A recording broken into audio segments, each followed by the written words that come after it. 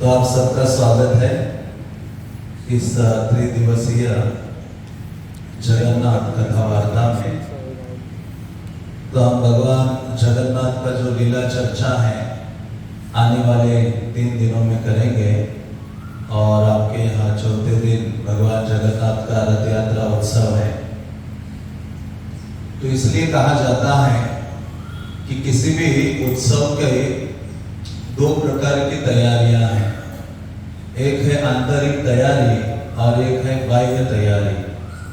तो आंतरिक रूप से भी उत्सव की तैयारी करने के लिए हमें उतना ही उत्साहित होना चाहिए जितना हम उत्साहित होते हैं बाह्य रूप से उत्सव का या फेस्टिवल का आयोजन या तैयारी करने में। तो बाह्य रूप से तो कई प्रकार की तैयारियां सब मिलकर करते हैं, लेकिन आंतरिक रूप से तैयारी क्या है कि हमें अपने हृदय को तैयार करना है भगवान के स्वागत के लिए। और ऐसी आंतरिक तैयारी होती है जब भक्तगण एकत्रित होते हैं और भगवान का गुणगान करते हैं और भगवान की चर्चा का गंभीरता से श्रवण करते हैं। इसलिए भगवान भगवद गीता में कहते हैं कथयन्तश्च मां नित्यं तुष्यन्ति च रमन्ति च, कि मेरे भक्त आपस में मिलते हैं तो करते क्या है। हे अर्जुन, भगवान कहते कि मेरे भक्त आपस में मिलते हैं तो मेरी चर्चा करते हैं और मेरी कथा वार्ता को निरंतर श्रवण करने में लगे रहते हैं। यही उनका बिजनेस है। प्रभुपाद कहते हैं कि डिवोटीज का बिजनेस यही है, श्रवणम और कीर्तनम, जिसके द्वारा हमारी जो आंतरिक तैयारी है भगवान के स्वागत के लिए होती है किसी भी उत्सव में। इसलिए भगवान जगन्नाथ को जब हम आमंत्रित करते हैं तो कहते हैं जगन्नाथ स्वामी नयन पथगामी, नयन पथगामी भवतु में, कि हे भगवान जगन्नाथ आप आइए, मेरे आत्मा के रास्ते से मेरे हृदय में प्रवेश कीजिए। लेकिन भगवान को देखने के लिए हमारे पास अभी वो आंखें नहीं है। इसलिए ब्रह्मा जी कहते हैं प्रेमांजन चुरित भक्ति विलोचनेन संता सदैव हृदयेषु विलोकयन्ति। भगवान को देखने के लिए इस चमड़ी की आंखों से तो देखा नहीं जा सकता, भगवान को ना समझा जा सकता है। तो इसीलिए क्या कहा गया है कि जो भक्तगण है वो अपने कानों के माध्यम से भगवान को स्वीकार करते हैं। कानों के माध्यम से भगवान की लीला कथा को जब हम सुनते हैं तो भगवान हमारे हृदय में प्रवेश करते हैं और हृदय में प्रवेश करके भगवान उसको सफाई करना शुरू करते हैं। शृण्वतः स्व कथा कृष्ण पुण्य श्रवण कीर्तनः। भागवत में सूत गोस्वामी कहते हैं अरे भगवान कानों के माध्यम से हृदय में प्रवेश करते हैं और प्रवेश करके क्या करते हैं, हमारे आचार्यगण कहते कि भगवान अंदर झाड़ू लेकर पहुंचते हैं, भक्त के हृदय में झाड़ू लेकर पहुंचते हैं और सफाई करना शुरू करते हैं। तो इसलिए जो भगवत कथा है वो अपने आप में इतने दिव्यतम है कि जिसको श्रवण करने के लिए हमारे अंदर निरंतर उत्साह होना चाहिए, तभी हम भगवान की ओर अग्रसर हो सकते हैं। इसलिए चैतन्य महाप्रभु ने कहा नित्य सिद्ध कृष्ण प्रेम साध्य कबुनय श्रवण आदि शुद्ध चित्ते करय हृदय, कि भगवान के प्रति जो प्रेम और सेवा की भावना हर व्यक्ति के हृदय में है, लेकिन अभी वो सुप्त अवस्था में है, ढकी हुई है मानो। लेकिन उसको जागृत करने के लिए क्या करना होगा, चैतन्य महाप्रभु कहते हैं श्रवण आदि शुद्ध चित्ते। सबसे पहले तो बैठकर भगवान के बारे में श्रवण करना सीखना होगा। और जिस व्यक्ति ने भगवत कथा को चर्चा को श्रवण करना सीखा है वो अपने आध्यात्मिक जीवन में सरलता से अग्रसर हो सकता है और अपना जीवन का जो लक्ष्य है अंत्य नारायण स्मृति उसको वो प्राप्त कर सकता है। इसलिए प्रभुपाद एक बार लॉस एंजलिस में प्रवचन दे रहे थे तो उस प्रवचन में कहते हैं कि देखो परीक्षित महाराज कितने भाग्यशाली थे, उनको तो ये पता था कि उनको उनके पास 7 दिन और हैं, हाँ, और उन्होंने क्या किया, परीक्षित महाराज ने 7 दिन बचे थे तो उन्होंने कोई और प्रयास नहीं किया मृत्यु से बचने के लिए, बल्कि वो इतने ग्रेटफुल हो गए कृष्ण के प्रति कि भगवान आपने तो बहुत बड़ी अनुकंपा कर दी मेरे ऊपर, मेरा जैसा व्यक्ति जो राज्य कारोबार में नियुक्त है, गृहस्थी जीवन में निमग्न है, आपने कृपा करके मुझे उन सब चीजों से बाहर निकाला है ताकि आपके पूर्ण शरणागत में हो सकूं। तो ऐसे परीक्षित महाराज प्रभुपाद कहते हैं 7 दिन बचे थे और उस 7 दिनों में उन्होंने गंगा के तट का आश्रय लिया है। और आप तो कितने सौभाग्यशाली हैं, परीक्षित महाराज को तो गंगा की तरफ जाना पड़ रहा था, हम कहाँ बैठे हैं, यमुना के तट पर बैठे हैं। ऐसी गंगा यमुना के चरणों में प्रार्थना करती है कि हे यमुना, उनकी वो बहनी है, कि आप कृपा करो, हाँ, और मुझे कहा क्या करो, कृष्ण की कृपा मुझे प्रदान करो, वृंदावन का वास भी मुझे भी प्रदान करो। इसलिए वो मानसी गंगा के रूप में वहां भी है यमुना की कृपा से। तो आपका तो परम सौभाग्य है कि यमुना के तट पर और साक्षात बेनी माधव यहाँ है, और उसमें भी भगवत कथा श्रवण करना कितना दिव्यतम है। इसलिए परीक्षित महाराज ने अपना राजपाट सब कुछ छोड़ा और गंगा के तट पर जाकर बैठ गए और उन्होंने कहा कि हे वैष्णव, हे ऋषि मुनियों, मुझे कोई डर नहीं है, मैं भयभीत नहीं हूँ, तक्षक सर्प आएगा उड़ते हुए मुझे काट लेगा, मुझे भय नहीं है, केवल एक ही कृपा करिए, आप क्या कीजिए, गायतः विष्णु गाथा, आप बस कृष्ण का गुणगान कीजिए और मैं उसको सुनना चाहता हूँ निरंतर। तो ऐसे परीक्षित महाराज प्रभुपाद कहते हैं, परीक्षित महाराज ने अपना जीवन सफल किया एक जगह बैठकर भगवान की लीला कथा को श्रवण करके। तो हमारे पास 7 दिन भी नहीं है, मृत्यु कभी भी आ सकती है। हाँ, तो इसलिए प्रभुपाद कहा करते थे कि व्यक्ति को गंभीरता से भगवत चर्चा को श्रवण करना चाहिए। और ये हमारा परम सौभाग्य है, श्रील प्रभुपाद ने ऐसी अनुकंपा की है कि ऐसे मंदिर बना दिया है कि जहां आकर व्यक्ति भगवत चर्चा को श्रवण कर सकता है और अपने जीवन का जो उद्देश्य है उसको समझ सकता है।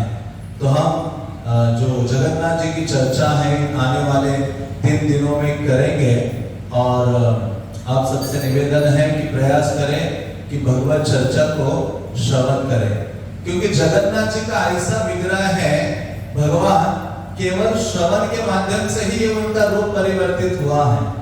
हाँ, क्योंकि जगन्नाथ कथा नई नहीं है, आप सबने जगन्नाथ कथा क्या है बार बार सुनी है। और अभी ये जगन्नाथ वेव क्या है, लहर, जगन्नाथ लहर आ रही है, मतलब जगन्नाथ जी आ रहे हैं अभी। तो ये वैष्णव कैलेंडर जो हमें भक्ति सिद्धांत सरस्वती महाराज ने प्रदान किया है, ये बड़ा अद्भुत है कि हर 3 धामों की वेव्स आती हैं। अभी जितने भी उत्सव आएंगे वो जगन्नाथपुरी से संबंधित आएंगे, उनके वहां के भक्तों के आविर्भाव तिरोभाव। फिर एक वेव आएगी जगन्नाथपुरी के बाद, क्या शुरू हो जाएगा, जन्माष्टमी का, वृंदावन का आएगा, जन्माष्टमी कार्तिक ये सब कुछ आएगा। उसके बाद शुरू हो जाएगा कहाँ का वेव, नवदीप मायापुर धाम के जय।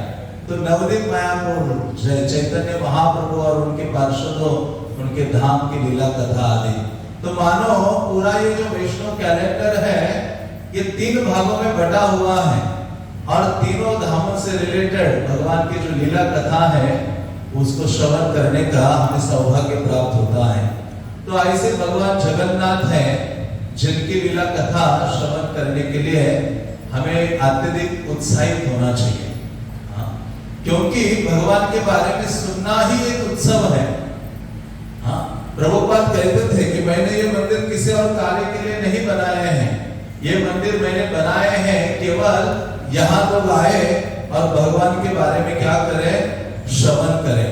तो भगवान जगन्नाथ के बारे में तो हमने बचपन से सुना है, भगवान के उनके धाम के बारे में या उनके लीला कथा के बारे में सुना है, लेकिन बारंबार जब हम भगवान के बारे में सुनते हैं और उनका मनन आदि करते हैं, चर्चा करते हैं, तो भगवान के प्रति जो हमारे हृदय में प्रेम और आसक्ति की भावना है वो प्रगाढ़ हो जाती है, इतनी अधिक हो जाती है, प्रगाढ़ हो जाती है।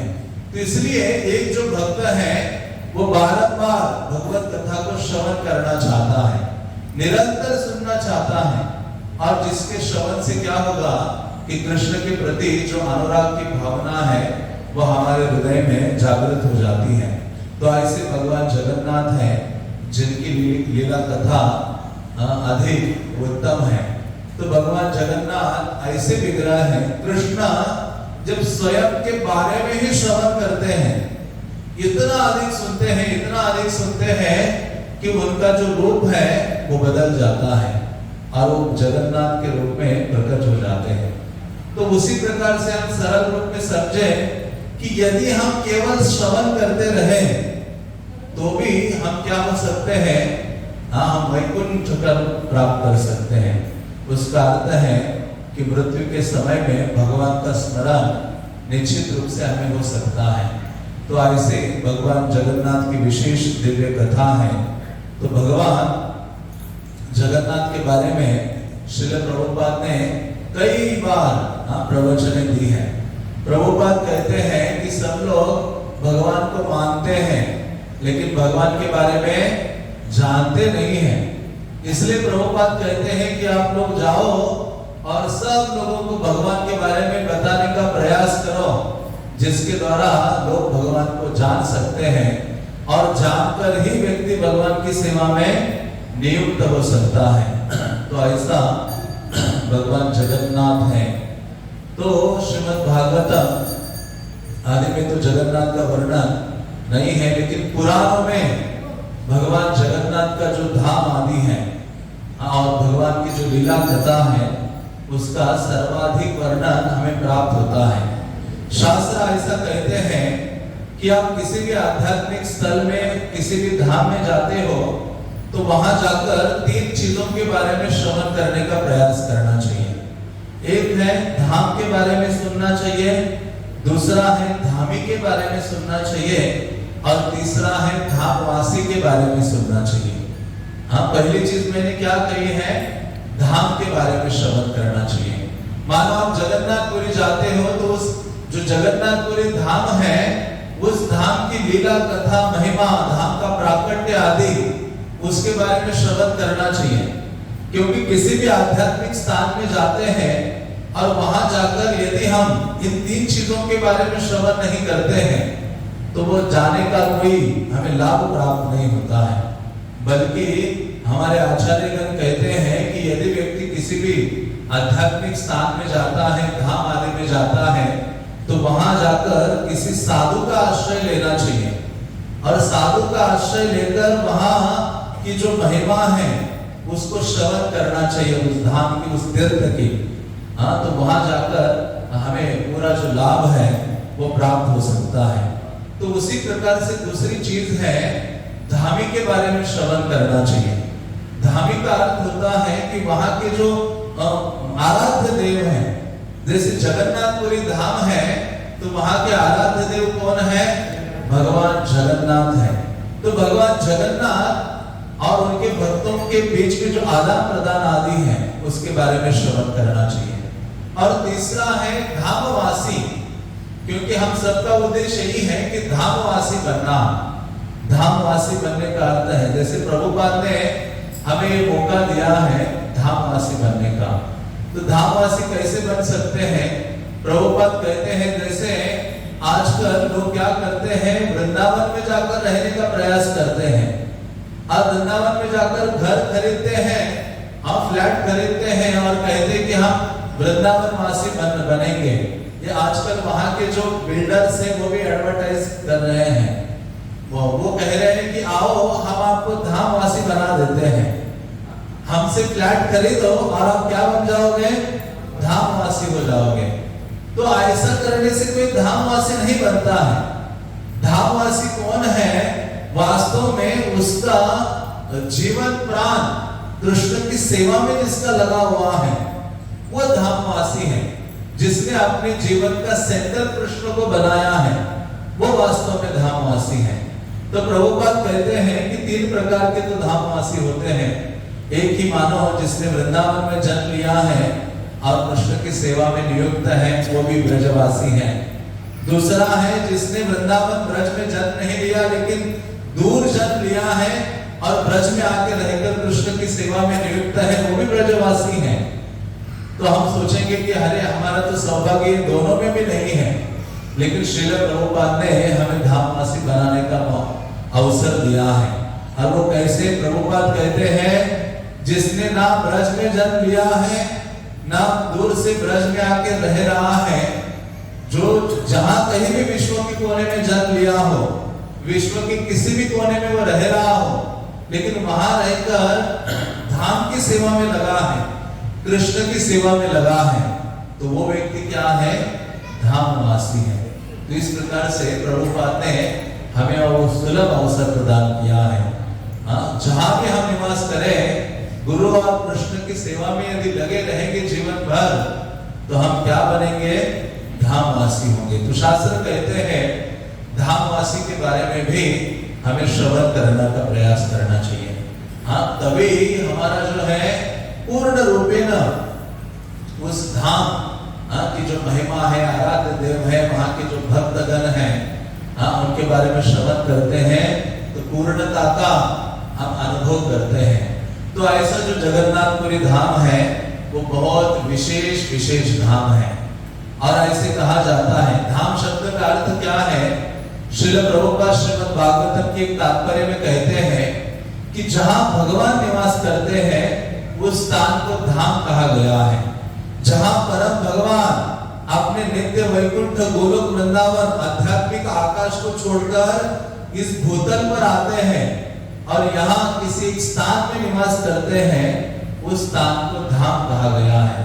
दूसरा श्रील प्रभुपाद कहते हैं जिस स्थान में ये 4 चीजें होती हैं, वो स्थान भी धाम है, जहां भगवान का नाम रूप गुण लीला की चर्चा होती है। भक्त आपस में मिलकर भगवान के नाम रूप गुण लीला का व्याख्यान करते हैं, चर्चा करते हैं, श्रवण करते हैं, वो स्थान भी क्या कहलाता है? धाम कहलाता है। और एक चीज प्रभुपाद कहते हैं, भक्तों का जो हृदय है उस चीज को भी क्या कहा गया है? धाम कहा गया है। तुम्हारा हृदय सदा गोविंद विश्राम, क्योंकि भगवान के भक्तों के हृदय में भगवान का निवास होता है। और भक्तिविनोद ठाकुर अपने गीत में कहते हैं, जय स्थाने वैष्णवगण से ही स्थान वृंदावन। क्या है? जहां जहां भगवान के भक्त निवास कर रहे हैं वो स्थान भी क्या है? वृंदावन है, भगवान का धाम है। इसलिए प्रभुपाद कहते हैं मेरे मंदिर साधारण मंदिर नहीं है, ये मंदिर भी क्या है? वैकुंठ धाम है। क्या है? वैकुंठ धाम है। तो इस प्रकार से श्रील प्रभुपाद धाम के बारे में कहते हैं। और प्रभुपाद कहते हैं कि ऐसे जो अनेक धाम हैं, उनमें से एक विशेष धाम है श्री जगन्नाथपुरी। बल्कि भारत के चारों कोनों में 4 धाम हैं और 4 दिशाओं में ये 4 अलग-अलग जो धाम हैं, उनकी स्थापना इसलिए मानो की गई है कि वहां नजदीक रहने वाले जो जीव हैं उसका लाभ उठाकर भगवान के शरणागत हो सके। तो ऐसे कहा जाता है, आचार्यगण कहते हैं कि अलग-अलग धामों में व्यक्ति जब जाता है तो उसको अलग-अलग कार्य करने चाहिए और अलग-अलग कार्य करने से उस धाम की जो कृपा है वो व्यक्ति प्राप्त कर सकता है। तो आप जब बद्रीनाथ जाते हो तो वहां जाकर क्या करना चाहिए? आजकल तो लोग जाते हैं अलग-अलग धामों में, कुछ नहीं करते हैं, वो बस फोटोज खींचते रहते हैं, रील्स बनाते रहते हैं और यही कार्य करते रहते हैं। तो मानो कोई व्यक्ति बद्रीनाथ जाता है तो ऐसे कहा गया है क्योंकि भगवान 4 धामों में 4 अलग-अलग कार्य कर रहे हैं। बद्रीनाथ में भगवान तपस्या कर रहे हैं, नरनारायण के रूप में वहां प्रकट हुए थे।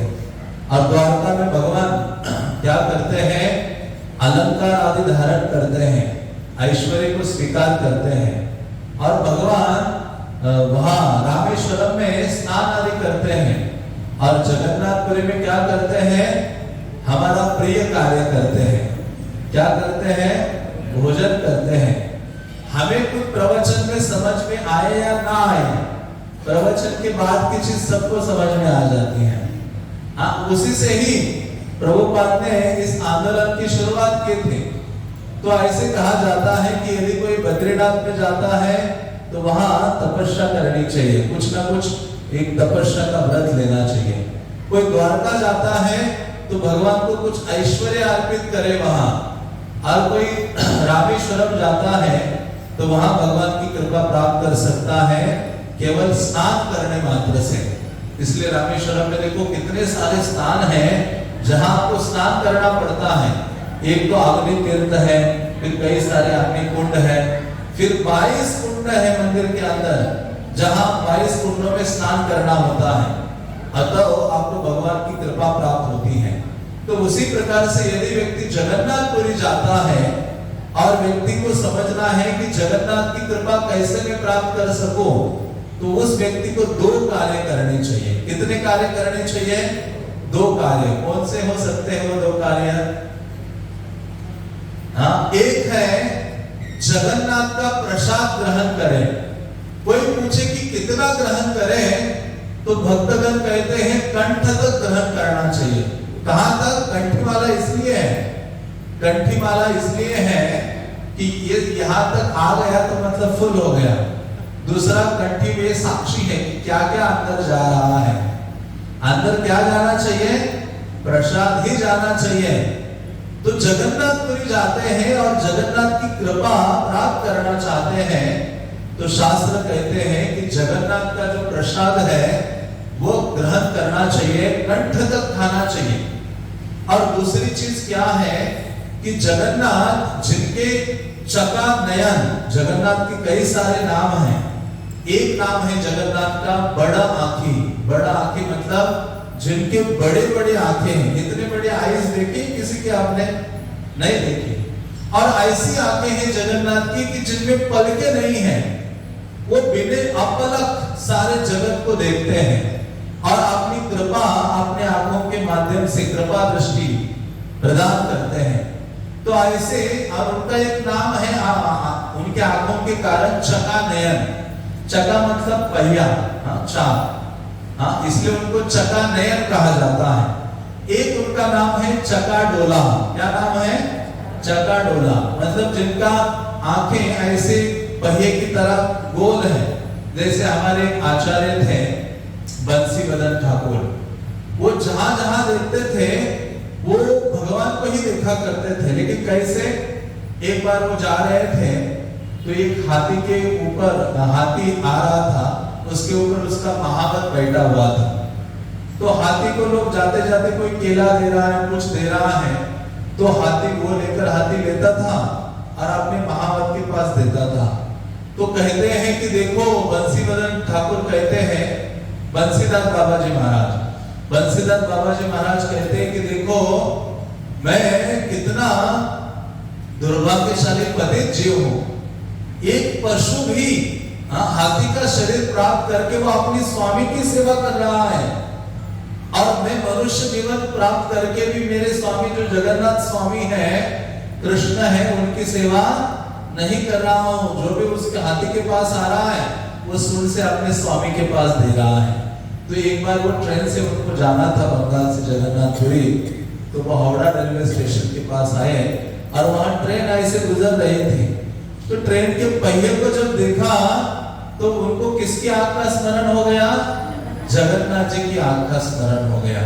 तो इस प्रकार से आप उड़ीसा जाते हो तो सब जगह आपको क्या दिखाई देंगे? मानो जगन्नाथ। वहां की भाषा भी, उड़िया भाषा भी जगन्नाथ की आंख की तरह ऐसे गोल गोल गोल गोल है। और वहां के ट्रक भी हैं, उनके ऊपर भी जगन्नाथ की आंखें। जहां जहां आप देखोगे जगन्नाथ का स्मरण होगा। जहां जहां नेत्र पड़े तहां तहां कृष्ण स्फुरे।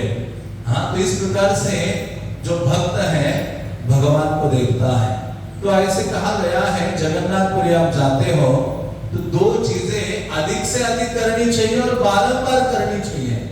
एक है जगन्नाथ का प्रसाद ग्रहण करना और दूसरा है जगन्नाथ का दर्शन करना। इसलिए कहा गया है श्रवणे दर्शने आकर्षये सर्वजन। भगवान जगन्नाथ कैसे आकर्षित करते हैं जीवों को? एक तो प्रसाद के माध्यम से तो आकर्षित करते ही करते हैं, दूसरा है यदि कोई व्यक्ति उनके बारे में सुनता है तो भी वो उनकी ओर आकर्षित हो जाता है, और यदि कोई व्यक्ति बारंबार जगन्नाथ को देखता है तो भी उनकी ओर आकर्षित हो जाता है। ऐसे अद्भुत जगन्नाथ है। इसलिए कृष्णदास कविराज कहते हैं श्रवणे दर्शने आकर्षये सर्वजन। भगवान श्रवण के माध्यम से और दर्शन के माध्यम से सभी जीवों को अपनी ओर क्या करते हैं? आकर्षित करते हैं। तो इसलिए कृष्णदास कविराज कहते हैं कि भगवान जगन्नाथ का जो धाम है या कोई भी जो धाम है उसको साधारण दृष्टि से हम नहीं देख सकते, ना समझ सकते हैं। इसलिए वो कहते हैं चैतन्य चरितामृत में, चिंतामणि भूमि कल्प वृक्षमयवान चर्म चक्ष देखितार प्रपंच रसा। कि चिंतामणि मय भूमि कल्प वृक्षमयवान चर्म चक्ष देखितार प्रपंच रसा। तो भगवान जगन्नाथ का जो धाम है वो साधारण नहीं है। या भगवान जगन्नाथ को, उनके धाम को, उनके भक्तों को हम एक चमड़ी की आंखों से नहीं देख सकते, भौतिक दृष्टि से नहीं देख सकते। हाँ, कैसे देख सकते हैं? पश्यन्ति ज्ञान चक्षुषा। भक्तों की सहायता से, दिव्य आध्यात्मिक ज्ञान के माध्यम से, हाँ, भगवान की जब हम सेवा करेंगे तो ही हम भगवान, उनके धाम, उनके लीला कथा और उनके भक्तों को समझ सकते हैं। तो ऐसा जो जगन्नाथपुरी धाम है वो भगवान जगन्नाथ का विशेष धाम है। ऐसा धाम छोड़कर भगवान जगन्नाथ कदापि जाते नहीं है बाहर। लेकिन एक भक्त ऐसा हुआ कि उन्होंने क्या किया? जगन्नाथ को क्या किया? वहां से बाहर ले गए। बल्कि शास्त्रों में स्कंद पुराण में आता है जहां भगवान जगन्नाथ स्वयं कहते हैं, सत्यम सत्यम पुनः सत्यम एतत् प्रविमिते प्रसाद भंगे तत्स्थानम न त्यजामि कदाचन। तो वहां भगवान कह रहे हैं कि अरे राम राजा इंद्रद्युम्न, कि मेरे मंदिर टूट भी जाता है, प्रसाद भंगे तत्स्थानम, फिर भी उस स्थान को मैं अपने जगन्नाथपुरी धाम को छोड़कर कहां जाता नहीं हूं। लेकिन एक ऐसे भक्त आ गए जिन्होंने भगवान जगन्नाथ को कहां पहुंचाया? विश्व के कोने कोने में पहुंचाया। हाँ, भक्ति सिद्धांत सरस्वती महाराज ने कहा था एक ऐसा समय आएगा जगन्नाथ जी को फ्लाइट्स में, विमान में बैठकर वहां दूर दूर तक ले जाएंगे लोग और वहां उनकी रथ यात्राएं वगैरह होंगी। तो श्रील प्रभुपाद वो विशेष आचार्य हैं जो जगन्नाथ को पूरे विश्व में ले गए। श्रील प्रभुपाद कहा करते थे जगन्नाथ तो जगत के नाथ है, ये कोई उड़िया नाथ नहीं है। प्रभुपाद जब ओडिशा गए तो वहां के सारे प्रमुख पुजारी, पंडित सब लोग आए, स्वामी जी आप चलिए जगन्नाथ का दर्शन करने के लिए। तो प्रभुपाद ने कहा मैं अपने भक्तों के साथ जाऊंगा जगन्नाथ का दर्शन करने के लिए। तो वहां के जो अधिकारी गण थे उन्होंने कहा आपके भक्त तो सारे विदेशी हैं, उनको तो जगन्नाथ मंदिर में प्रवेश नहीं है, आपको आना होगा। प्रभुपाद कहते मेरे भक्त जगन्नाथ का दर्शन करने नहीं जाएंगे तो मैं भी जगन्नाथ मंदिर में जाऊंगा नहीं। प्रभुपाद एक हफ्ता रहे वहां, लेकिन जगन्नाथ मंदिर में नहीं गए। कहते मेरे भक्तों को अलाउ नहीं कर रहे हो तो मैं भी नहीं जा रहा हूं। तो प्रभुपाद ने कहा ये जो जगन्नाथ है ये उड़िया नाथ नहीं है, उड़ीसा लोगों के नाथ नहीं है, या पंडा नाथ नहीं है, ये क्या है? जगत के नाथ है। इस जगत में जितने जीव हैं उन सबके वो स्वामी हैं, नाथ हैं। तो इस प्रकार से श्रील प्रभुपाद कहा करते थे। तो ऐसे भगवान जगन्नाथ हैं और जगन्नाथ पूरी जो उनका धाम है वो उनको इतना अधिक प्रिय है, इतना अधिक प्रिय है कि उन्होंने अपने नाम से ही अपने धाम का नामकरण किया। लेकिन कृष्ण के साथ ऐसा नहीं है। कृष्ण ने अपने भक्त के नाम से अपना धाम का नाम रखा। कौन सा है वो? वृंदावन है, वृंदा देवी, तुलसी देवी के कारण। तो लेकिन यहाँ जगन्नाथ एक विशेष है। जगन्नाथ ऐसे भगवान है हाँ, उनको पतित पावन कहा जाता है। सभी जीवों को वो स्वीकार करने के लिए तैयार है। हाँ, कोई ऐसे विग्रह नहीं है जो अपने मंदिर को छोड़कर बाहर आते हो। ऐसे है किसी मंदिर में विग्रह, मूल विग्रह आ रहे हो बाहर, सबके उत्सव विग्रह आते हैं, लेकिन भगवान जगन्नाथ को पतित पावन कहा जाता है। सारे पतितों का ठेका मानो उन्होंने लेके रखा है कि जितने भी पतित हैं उनको मैं ही पावन करूंगा, उनका मैं ही उद्धार करूंगा। तो ऐसे जो जगन्नाथ है वो उनको अपने धाम से इतना अधिक प्रेम है कि उन्होंने अपने धाम का नाम अपने स्वयं के नाम से रख दिया। श्री जगन्नाथपुरी या फिर पुरुषोत्तम क्षेत्र। जैसे लोग होते हैं ना, अपना घर बनाते हैं पूरा गाड़ी कमाई लगाकर, फिर पति पत्नी का नाम उस पे लगा देते हैं, भवन ये निवास। तो भगवान जगन्नाथ भी अपने धाम का नाम अपने नाम से रखते हैं। तो शास्त्रों में ऐसे 10 भगवान जगन्नाथ के धाम के नाम वर्णित किए गए हैं। कई सारे नाम हैं। एक है जगन्नाथपुरी का नाम, एक तो है श्री जगन्नाथपुरी, उसका अर्थ है कि जहां जगन्नाथ देव निवास करते हैं। एक नाम है भगवान जगन्नाथपुरी का, उस क्षेत्र का, उसको कहते हैं शंख क्षेत्र। शंख क्षेत्र क्योंकि वो शंख के आकार का है, बल्कि शंख क्षेत्र इसलिए भी कहा जाता है क्योंकि जब भगवान विष्णु ने गयासुर का वध किया था और वध करके भगवान इतने आनंदित हो गए, नाचने लगे। और नाचते हुए भगवान ने उत्कल वो प्रदेश है, क्योंकि ध्रुव महाराज के पुत्र थे उत्कल, उन्होंने वहां शासन किया था, इसलिए ओडिशा को उत्कल देश भी कहा जाता है। तो भगवान जब गयासुर का वध करने के बाद भगवान इतने आनंदित हो गए, नाचने लगे। नाचते नाचते उन्होंने क्या किया, शंख चक्र गदा पद्मा ऐसे छोड़ दिए।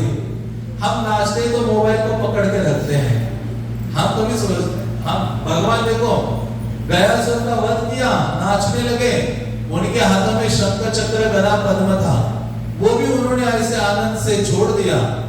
इतने आनंदित हो गए थे। तो वो कहाँ छोड़ा, तो ओडिशा में ही छोड़ दिया सारा। जो जहां जहां पड़ा तो ओडिशा में ये 4 स्थान, 4 क्षेत्र प्रकट हो गए। जहां शंख गिरा उसको शंख क्षेत्र, जो जगन्नाथ जी जहां निवास करते हैं उसको शंख क्षेत्र कहा जाता है।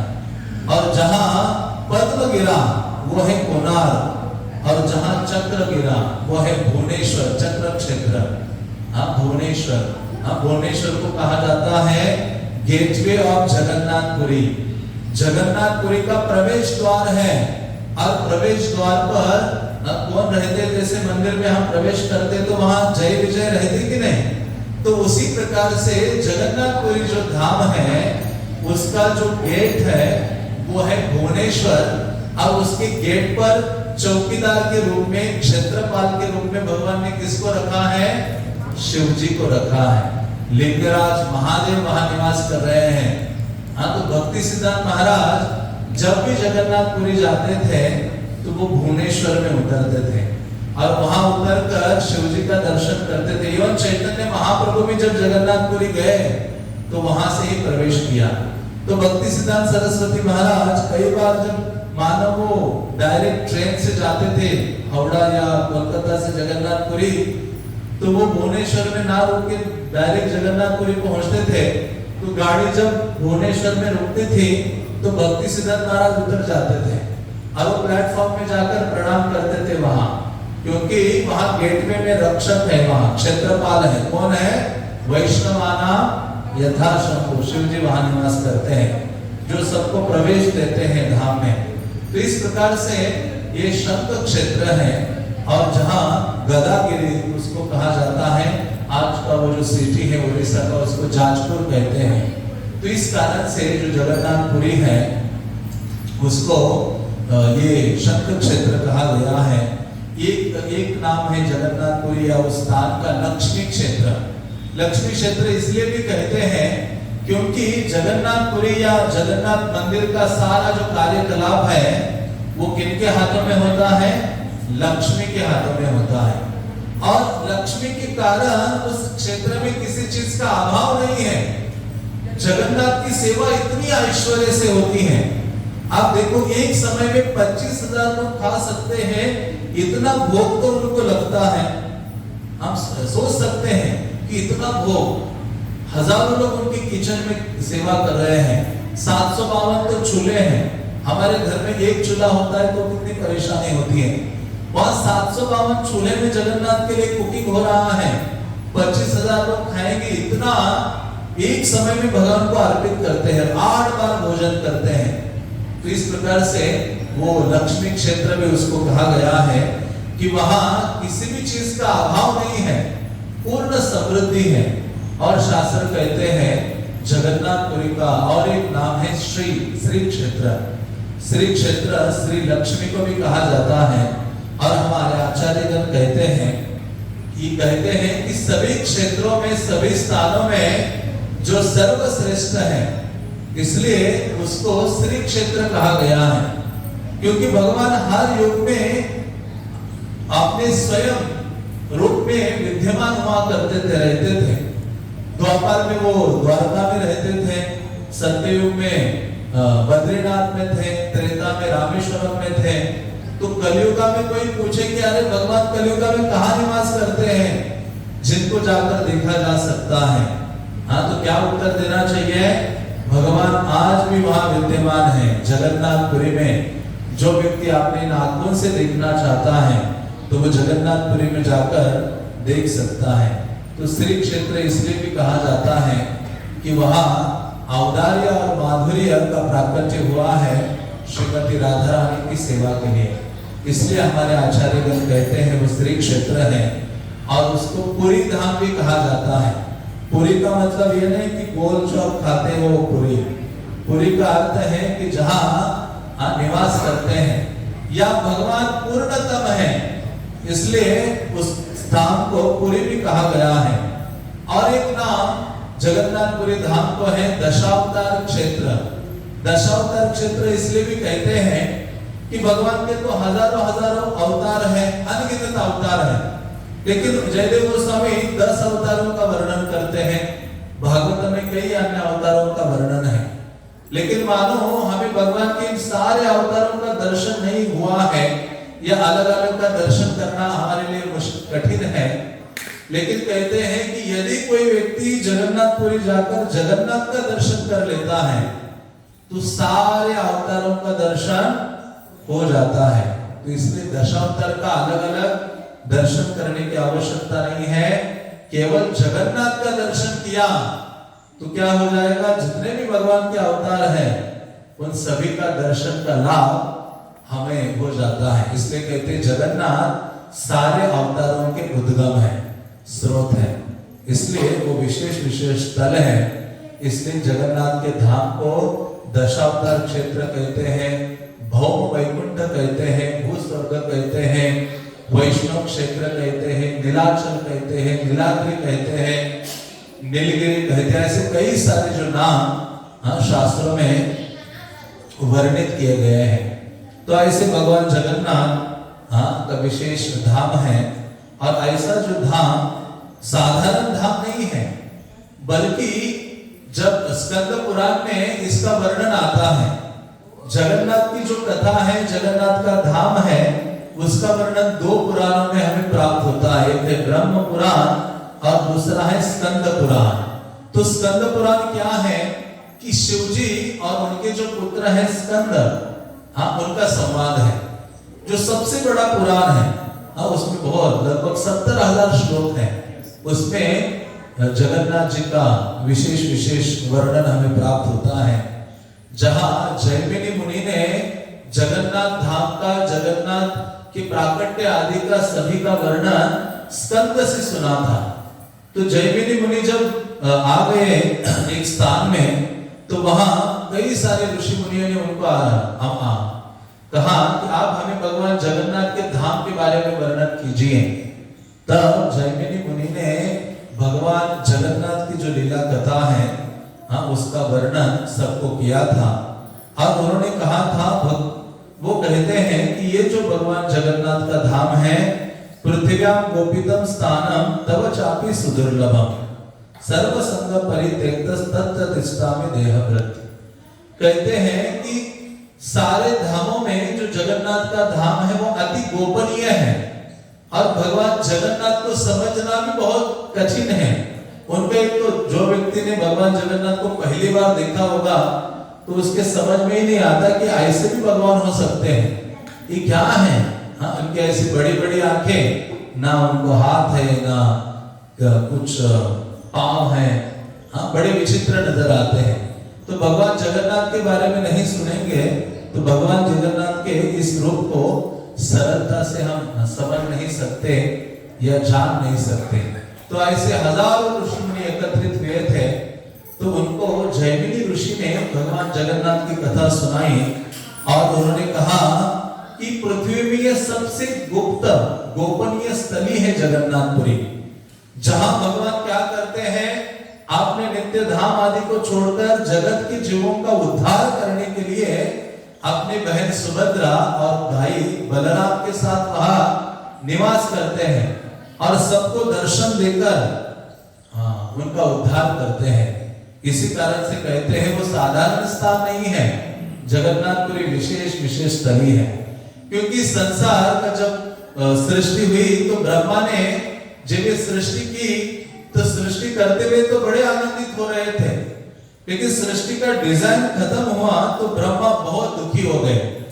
ब्रह्मा ने कहा कि मैंने ये क्या कर दिया है, जो भी जीव इस संसार में आएगा वो दुख और कष्ट प्राप्त करेगा, इस संसार में आकर किसी को छुट्टी नहीं है। इसलिए भगवान गीता में कहते हैं दुखालयम अशाश्वतम, कि ये संसार से दुखों का सागर है। तो ब्रह्मा जी ने देखा कि मैंने ये क्या बना दिया है भगवान के आदेश पर, कि मानो ये कारागृह उन्होंने बनाया था। जो भी जीव इस संसार में आएगा सुख की खोज में, भोग करने की भावना से, वो व्यक्ति इतना इसमें बंदिस्त हो जाएगा कि उसको बाहर निकलना कठिन हो जाएगा।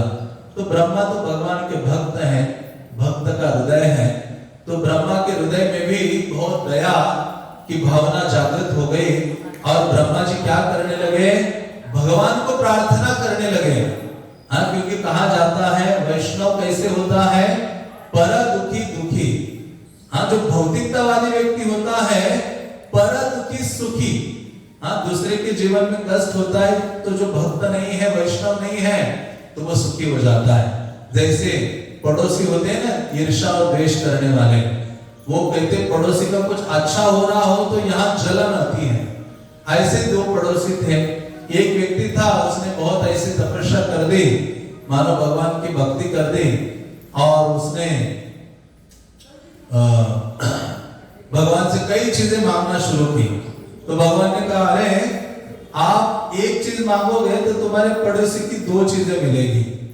हाँ, तुमने एक कार मांगी तो पड़ोसी के घर में कितनी कारें होंगी, दो कारें। तो उन्होंने कहा ठीक है, कम से कम कुछ मांग ही लेता हूं। तो इन्होंने मांगा भगवान मुझे बड़ा घर चाहिए, तो देखा पड़ोसी के तो दो बड़े घर कोठी बन गई साइड में, भगवान दो कारें चाहिए तो पड़ोसी की 4 कारें। तो जो भी हो रहा था वहां डबल हो रहा था। तो इतना ईर्ष्या और द्वेष होने लगा, अरे मैं तपस्या करूं, मैं सब कुछ करूं, लेकिन वो पड़ोसी का इतनी चीजें उसे प्राप्त हो रही है। तो इन्होंने क्या मांगा, भगवान मेरी एक आंख चली जाए।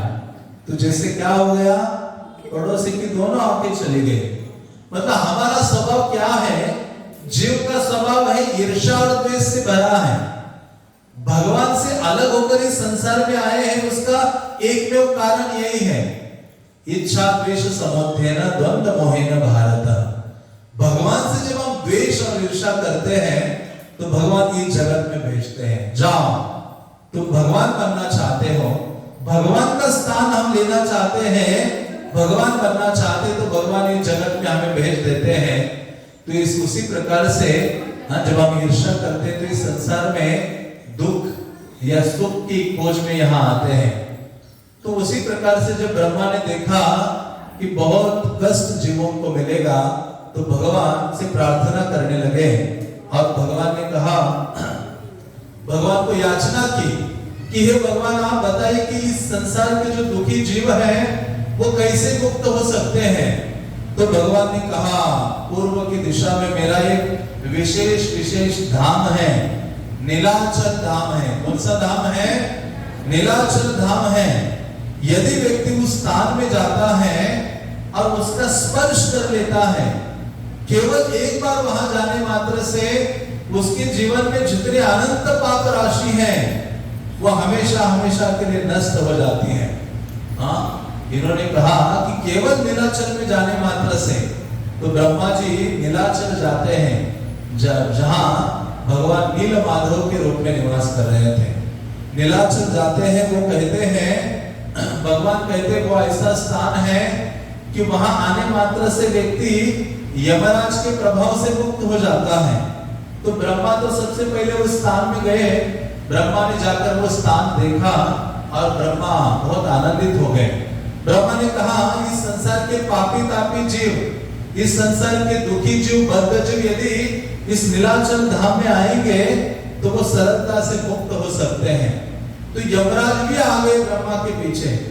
जैसे यमराज आए और यमराज वहां आए तो यमराज ने देखा कि वहां एक कुंड था, रोहिणी कुंड, जहां नीलाचल पर्वत के ऊपर जो समतल एरिया है, जहां भगवान नील माधव के रूप में निवास करते हैं या करते थे, तो वहां उन्होंने देखा रोहिणी कुंड है, कल्पवट है, जिसके ऊपर प्रलय के बाद भगवान क्या करते हैं, एक छोटे से बाल मुकुंद बनकर एक कल्पवट वृक्ष के पत्ते के ऊपर शयन करते हैं। तो ऐसे वो स्थान है जहां यमराज ने देखा कि रोहिणी कुंड है, जिसमें एक कौवा गिर जाता है।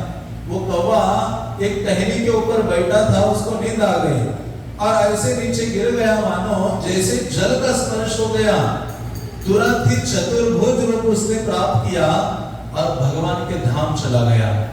यमराज कहने लगे मेरी सेवा तो खत्म कर दी, हाँ मेरे पास सेवा ही नहीं बची। अभी जो भी व्यक्ति आएगा इस नीलाचल, वो रोहिणी कुंड के जल का स्पर्श करेगा, अक्षय वट के नीचे खड़ा हो जाएगा और वहां जगन्नाथ का दर्शन कर ले तो इस संसार से तो मुक्त हो जाता है। इसलिए कहते हैं तव दर्शनात् मुक्ति। क्या बोला गया है? तव दर्शनात् मुक्ति। भगवान जगन्नाथ का दर्शन करने मात्र से व्यक्ति मुक्त हो जाता है। इसलिए कहा गया है ना, रथे तु वामनम दृष्ट्वा पुनर्जन्म न विद्यते। यदि कोई व्यक्ति का इतना सौभाग्य हो, भगवान जगन्नाथ तो रथ के ऊपर विराजमान हो रहे हैं, ऐसा यदि व्यक्ति कोई देख लेता है भगवान जगन्नाथ को, तो क्या है? पुनर्जन्म न विद्यते, उसका इस संसार में जन्म नहीं होगा। तो आप देखो कितने दयालु है भगवान जगन्नाथ, दर्शन के माध्यम से भी संसार के जीव को वो मुक्त कर देते हैं।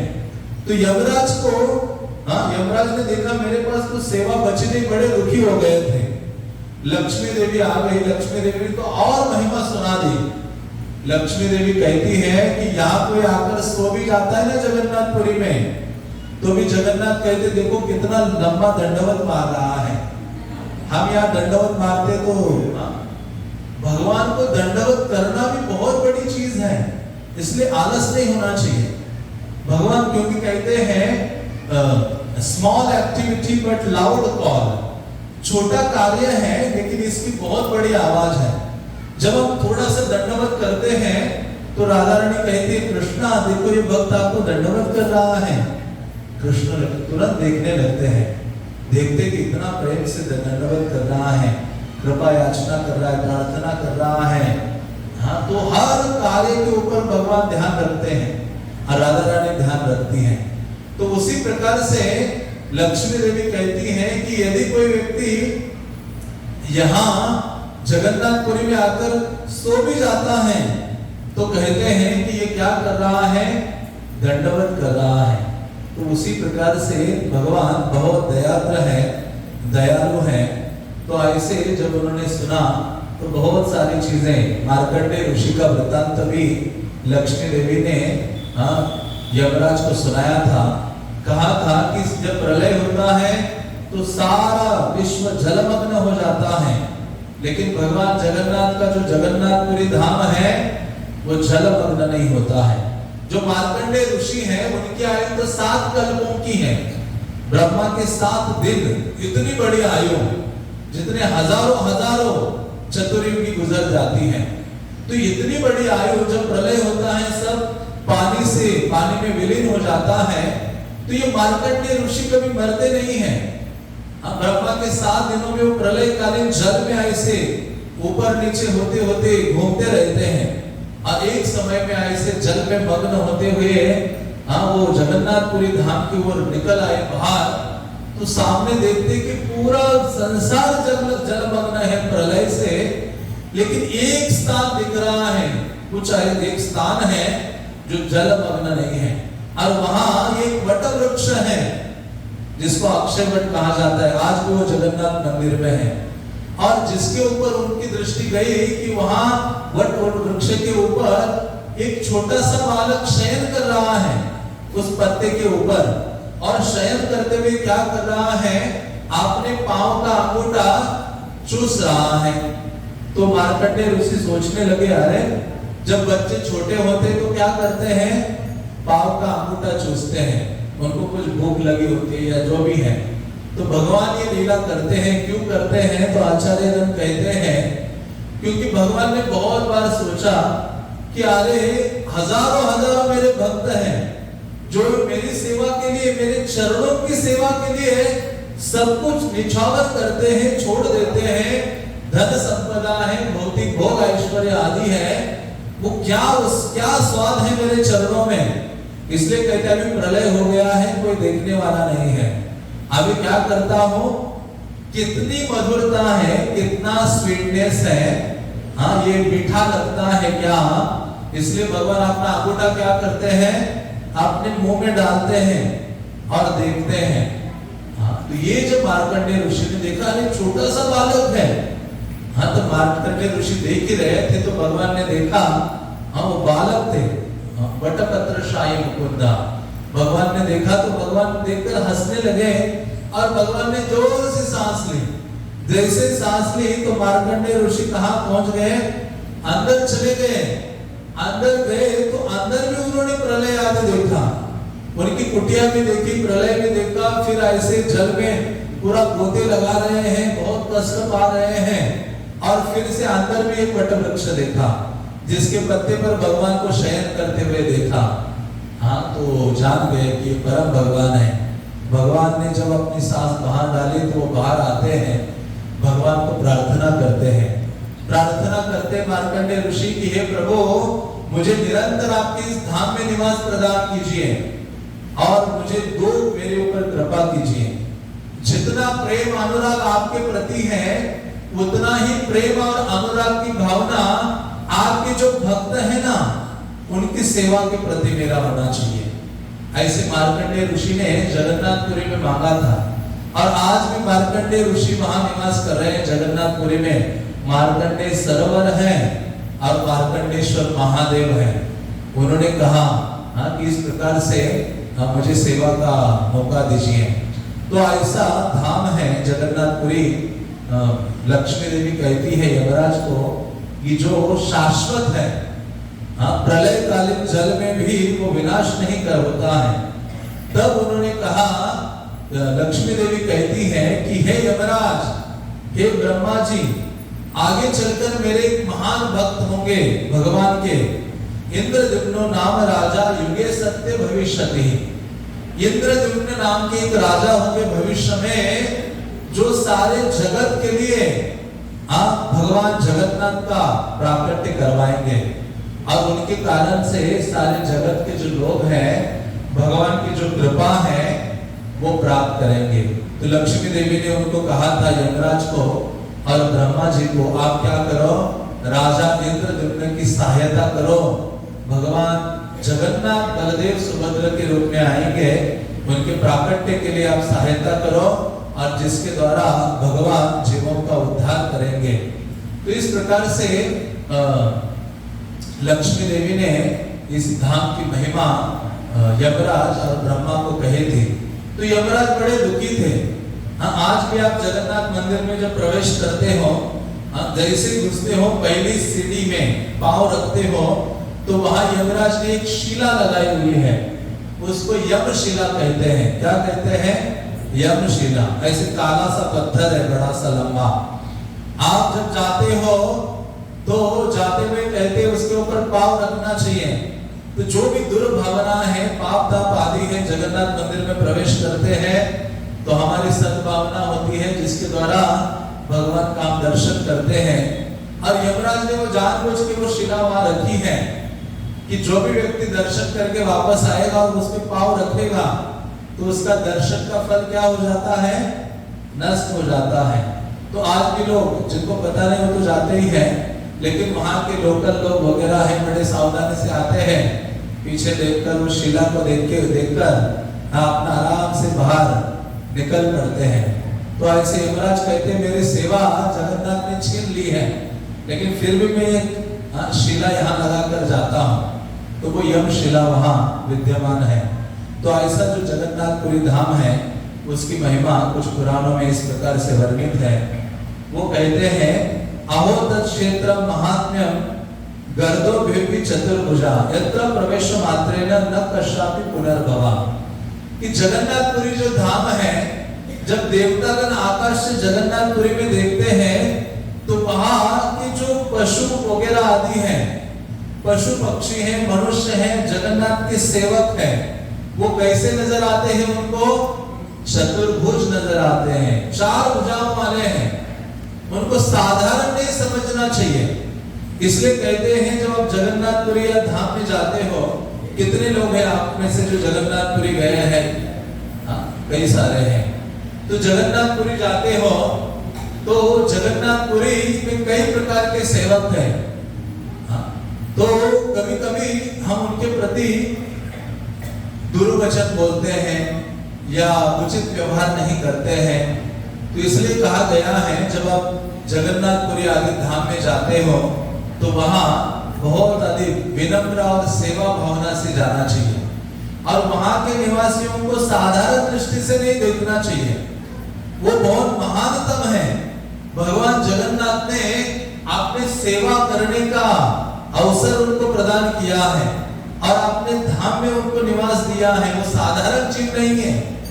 इसलिए शास्त्र कहते हैं कि वहां देवतागण ऊपर से देखते हैं तो वो चतुर्भुज लोग हैं सारे, भगवान के नित्य पार्षद गण हैं। केवल मनुष्य ही चतुर्भुज नहीं है जगन्नाथपुरी के। हाँ, यहाँ कहते हैं अहो तत् क्षेत्र महात्म्यम गर्दोप्योपि चतुर्भुजा। अरे उस क्षेत्र की महिमा का वर्णन में क्या करूं? वहां का गधा भी क्या है? चतुर्भुज है। वहां के पशु भी चतुर्भुज है। इसलिए जगन्नाथपुरी के साधारण नहीं है। हम तो उस पशु से भी क्या है? गए गुजरे हमारा जीवन है, नारकीय जीवन है। तो इसलिए आचार्यगण कहते हैं जब धाम आदि में जाते हो वहां हम लड़ाई करते रहते हैं। रिक्शा वाले से लड़ेंगे, किसी पंडा से लड़ेंगे, कुछ अपशब्द बोलेंगे, लड़ाई करके वापस आ जाते हैं। तो इस प्रकार से कहा गया है जब जाते हैं तो धाम वासियों से भी उचित व्यवहार करना चाहिए, क्योंकि भगवान जगन्नाथ को अपने भक्त और अपना धाम आदि प्रिय है। इसलिए आप जानते हैं श्रीपाद रामानुजाचार्य जब जगन्नाथपुरी आए थे और जगन्नाथ के जो पंडागण हैं वो आपको पकड़ पकड़ कर आपसे कुछ दान मांगेंगे, आपको कुछ अपशब्द बोल देंगे, लेकिन वो कृपा ही है उनकी। इस प्रकार से मानो उनका जो व्यवहार है, क्योंकि मानो हमारी जो आसक्ति है ना धन, अपने आदर मान सम्मान के प्रति, वो सारे आसक्ति को हमसे बाहर निकाल रहे हैं। तो जब व्यक्ति जाता है धाम आदि में तो भी उसको मान सम्मान आदि की भावना रहती है और वो धन, क्योंकि धाम में जाते हो तो निश्चित रूप से क्या करना चाहिए? वहां दान आदि देने का प्रयास करना चाहिए, जिससे भौतिक संसार के प्रति हमारी जो आसक्ति कम होती है और वहां निवास करने वाले जो धामवासी आदि हैं वो भगवान की सेवा हम उस धन आदि को लगाते हैं। तो इसलिए भगवान को वहां के निवासी बहुत प्रिय है। एक बार श्री संप्रदाय के आचार्य रामानुजाचार्य वहां गए और उन्होंने देखा कि अरे ये लोग जगन्नाथ की ऐसे कैसी सेवा कर रहे हैं, कुछ बहुत अधिक नियमों का पालन नहीं है, तांत्रिक विधि हो रही है। तो ऐसी कई सारी कमियां उन्होंने निकाली और वहां के जो राजा थे उनको अपना शिष्य बना दिया रामानुजाचार्य ने। और उन्होंने कहा जितने भी ये पंडा लोग हैं जगन्नाथ की सेवा में, सबको मैं कल से सिखाऊंगा शास्त्र विधि के अनुसार कैसे सेवा करनी है, मंत्रों का उच्चारण आदि। क्योंकि आप दक्षिण भारत में जाते हो तो वहां इतने मंत्रों का उच्चारण होता है, इतनी वेदों के अनुसार, आगमों के अनुसार वहां सेवा होती है। तो दूसरे दिन सारे जो पंडागण हैं वो मंदिर के बाहर खड़े रह गए और वहां मंदिर, इन्होंने कहा कि मैं मंदिर कैसे खोलना है तो रात्रि कैसे बंद करना है, वहां तक जितनी विधियां हैं मंत्रों के आधार पर सिखाऊंगा। तो भगवान को तो जगन्नाथ के भक्तों की जो सेवा कर रहे हैं वो बहुत अधिक प्रिय थी। आप अपने आंखों से देखोगे तो इतनी अधिक शारीरिक सेवा हो रही है, बहुत सेवा है, कठिन सेवा है वो सारे हमारे लिए। तो जब सुबह का समय हुआ, सारे जगन्नाथपुरी के लोग वहां उपस्थित थे, सारे पंडागण सेवकगण वहां उपस्थित थे कि अभी श्रीपाद रामानुजाचार्य आएंगे, आप वो बताएंगे। तो अभी सुबह का समय 5 बज गए, 6 बज गए, 7 बज गए, 8 बज गए, 9 बज गए, तो भी कोई कौन नहीं दिख रहे थे, रामानुजाचार्य नहीं दिख रहे थे, जो स्त्री संप्रदाय के मेन आचार्य हैं, वो आकर सिखाने वाले थे। तो क्या हो गया, भगवान जगन्नाथ ने रात्रि जहां वो रुके थे, रात्रि में ही वहां से उनको उठाया, उठाकर आंध्रा में एक गांव है, आंध्र प्रदेश में श्रीकाकुलम डिस्ट्रिक्ट में पूर्व क्षेत्र, उस गांव में जाकर उनको डाल दिया। और जब रामानुजाचार्य सुबह उठे, सोच रहे थे कि अभी जगन्नाथ मंदिर के गेट पे जाके सारे वहां के पंडाओं को, पुजारियों को शिक्षा देनी है, तो आंख खोली तो देखा मैं जगन्नाथपुरी में नहीं हूं। सोए कहां थे वो? जगन्नाथपुरी में सोए थे। लेकिन भगवान ने रात्रि में उठाकर उनको यहाँ लाए। सुबह उठे तो ऐसे छोटे से गांव में जहां कोई नहीं है, उनको सुनने वाला कोई नहीं है। हाँ, तो वहां कहते हैं कि भगवान के भक्तों के प्रति किसी भी प्रकार का व्यवहार ऐसा करने का प्रयास नहीं करना चाहिए। चैतन्य भागवत में एक और वर्णन आता है कि हमारे आचार्य चैतन्य महाप्रभु के एक पार्षद है जिनका नाम था पुंडरीक विद्यानिधि। तो ऐसे जो पुंडरीक विद्यानिधि थे वो गदाधर पंडित, ये दोनों अच्छे मित्र थे।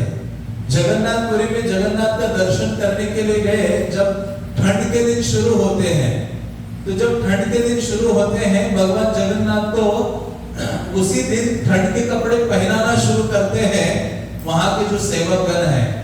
तो उन कपड़ों को जब निकाला, सबके सामने पहना रहे थे, तो जब पहना रहे थे तो उन वस्त्रों को माड़ लगा होता है, स्टार्च है ना, जब नए कपड़े लाते तो उनमें वो कड़क रहते हैं, स्टार्च लगा होता है, तो वो अशुद्ध होते हैं, उनको धो के पहनाना चाहिए।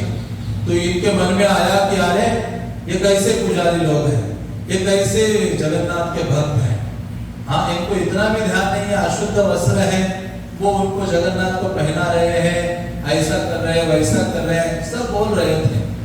जगन्नाथ ने कहा अभी रुको, हाँ अभी तुम रुको, शाम होने दो, तो मैं देखता हूँ, मेरे भक्तों के बारे में बहुत बोल रहे हो, हाँ सेवा वगैरह तो करते नहीं हो, लेकिन जो सेवा कर रहे हो उनके बारे में बहुत बोल रहे हो।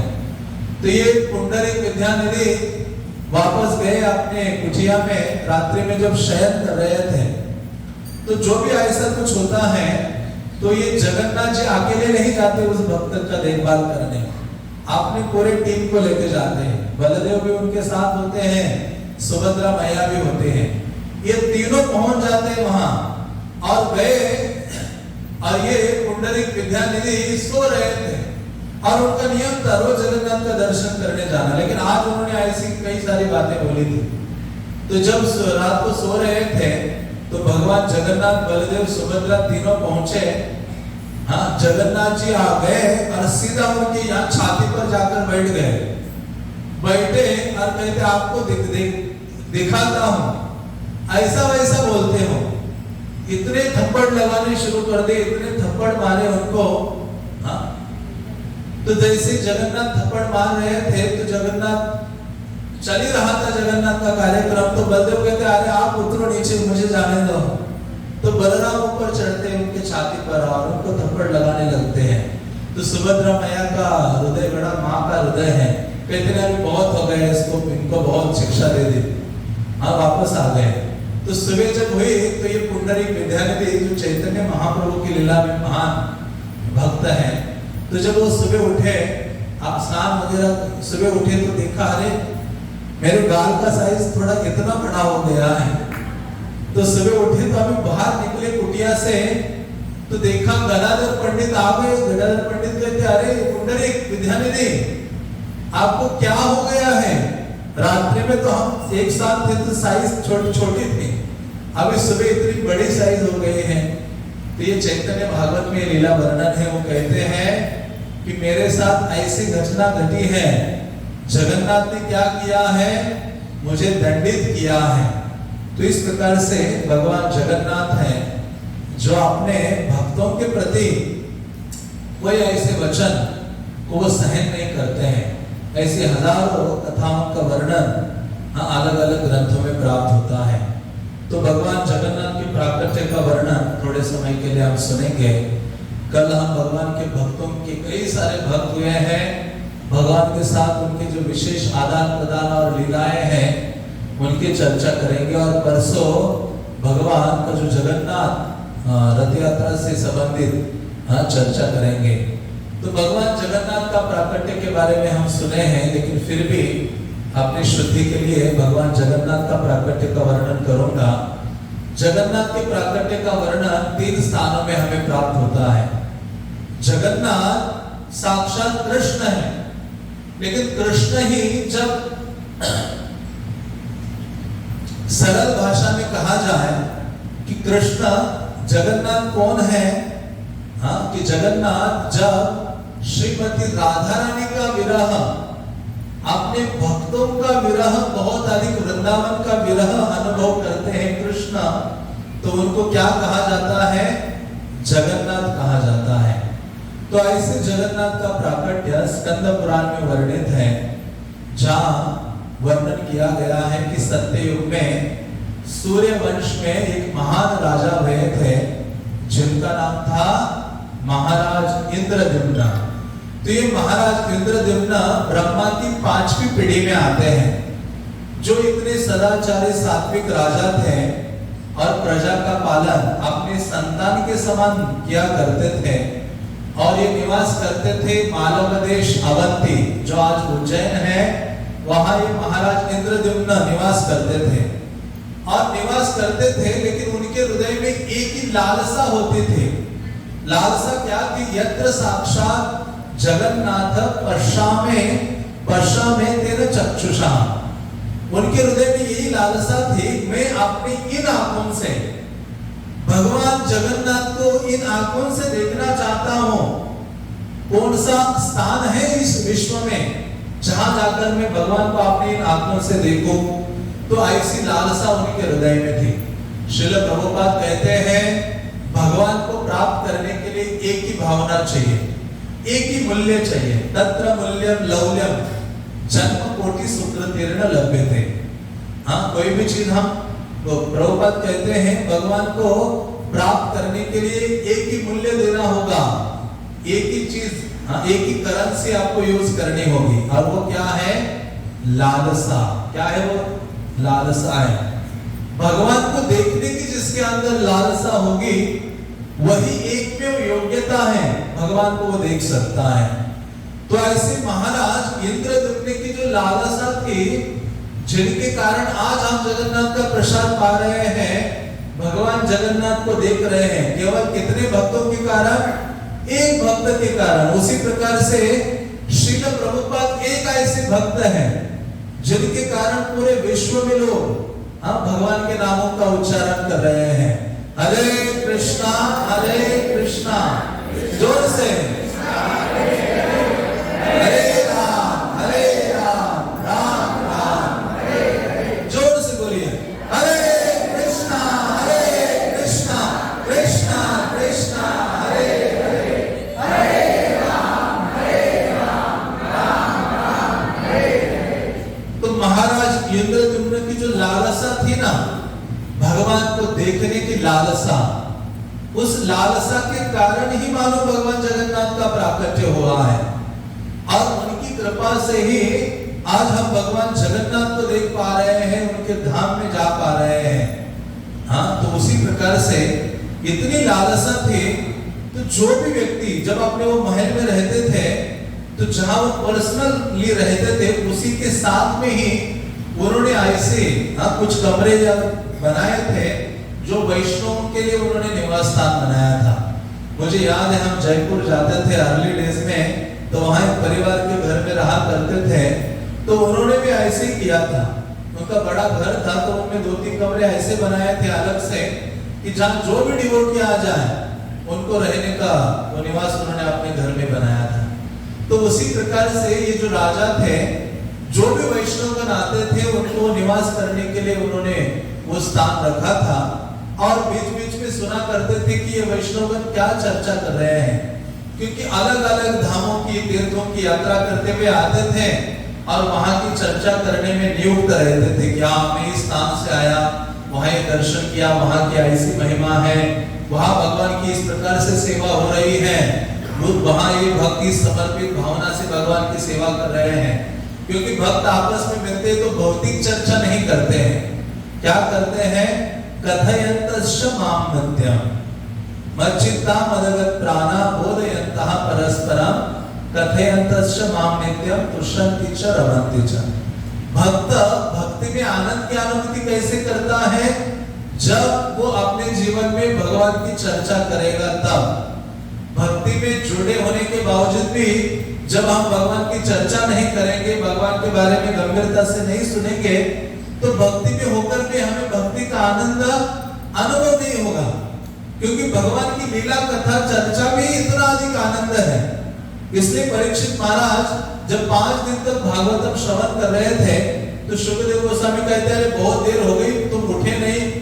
हाँ, ऐसे नहीं कि आजकल जो भागवत सप्ताह होता है उसमें तो बहुत सारी चीजें होती हैं, खान पान की व्यवस्था है, ये है वो है, लेकिन भागवत सप्ताह जब परीक्षित महाराज ने किया था, रात को भी चल रहा था, दिन में चल रहा था, 24 घंटे श्रवण कर रहे थे और उठे नहीं, ना पानी पीने के लिए उठे। तो शुकदेव गोस्वामी 5वें दिन कहते, परीक्षित जरा जाओ ना, थोड़ा सा फ्रेश होके आ जाओ, बहुत देर से कथा हो रही है, पानी पीकर आ जाओ। कहते पानी का नाम मत लीजिए, क्योंकि पानी पीने के लिए तो ऋषि के वहां गया था कुटिया में।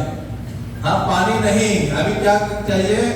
कथामृत चाहिए आपके मुख से, जो आप बोल रहे हैं, गायतः कृष्ण गाथा, आप भगवान का वर्णन करते रहिए और मैं श्रवण करना चाहता हूं। तो उसी प्रकार से ये जो इंद्रद्युम्न है, वैष्णव के मुख से सुना करते थे, चर्चा करते थे, इतनी लालसा उनके हृदय में थी।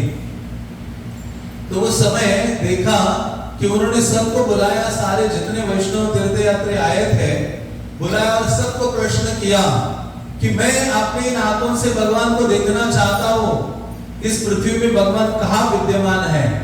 तो उनमें से एक व्यक्ति खड़ा हो गया। स्कंद पुराण कहता है कि इंद्रद्युम्न की लालसा को देखकर वो तीर्थ यात्री के रूप में स्वयं भगवान ही उस ब्राह्मण का तीर्थ यात्री का रूप धारण करके खड़े हो गए, आकर खड़े हो गए और उन्होंने कहा कि हे राजा इंद्रद्युम्न, मैं उड्र देश में, उत्कल देश में मैं 1 साल के निवास किया हूं और वहां भगवान नीलाचल में नील माधव के रूप में चतुर्भुज रूप में निवास करते हैं।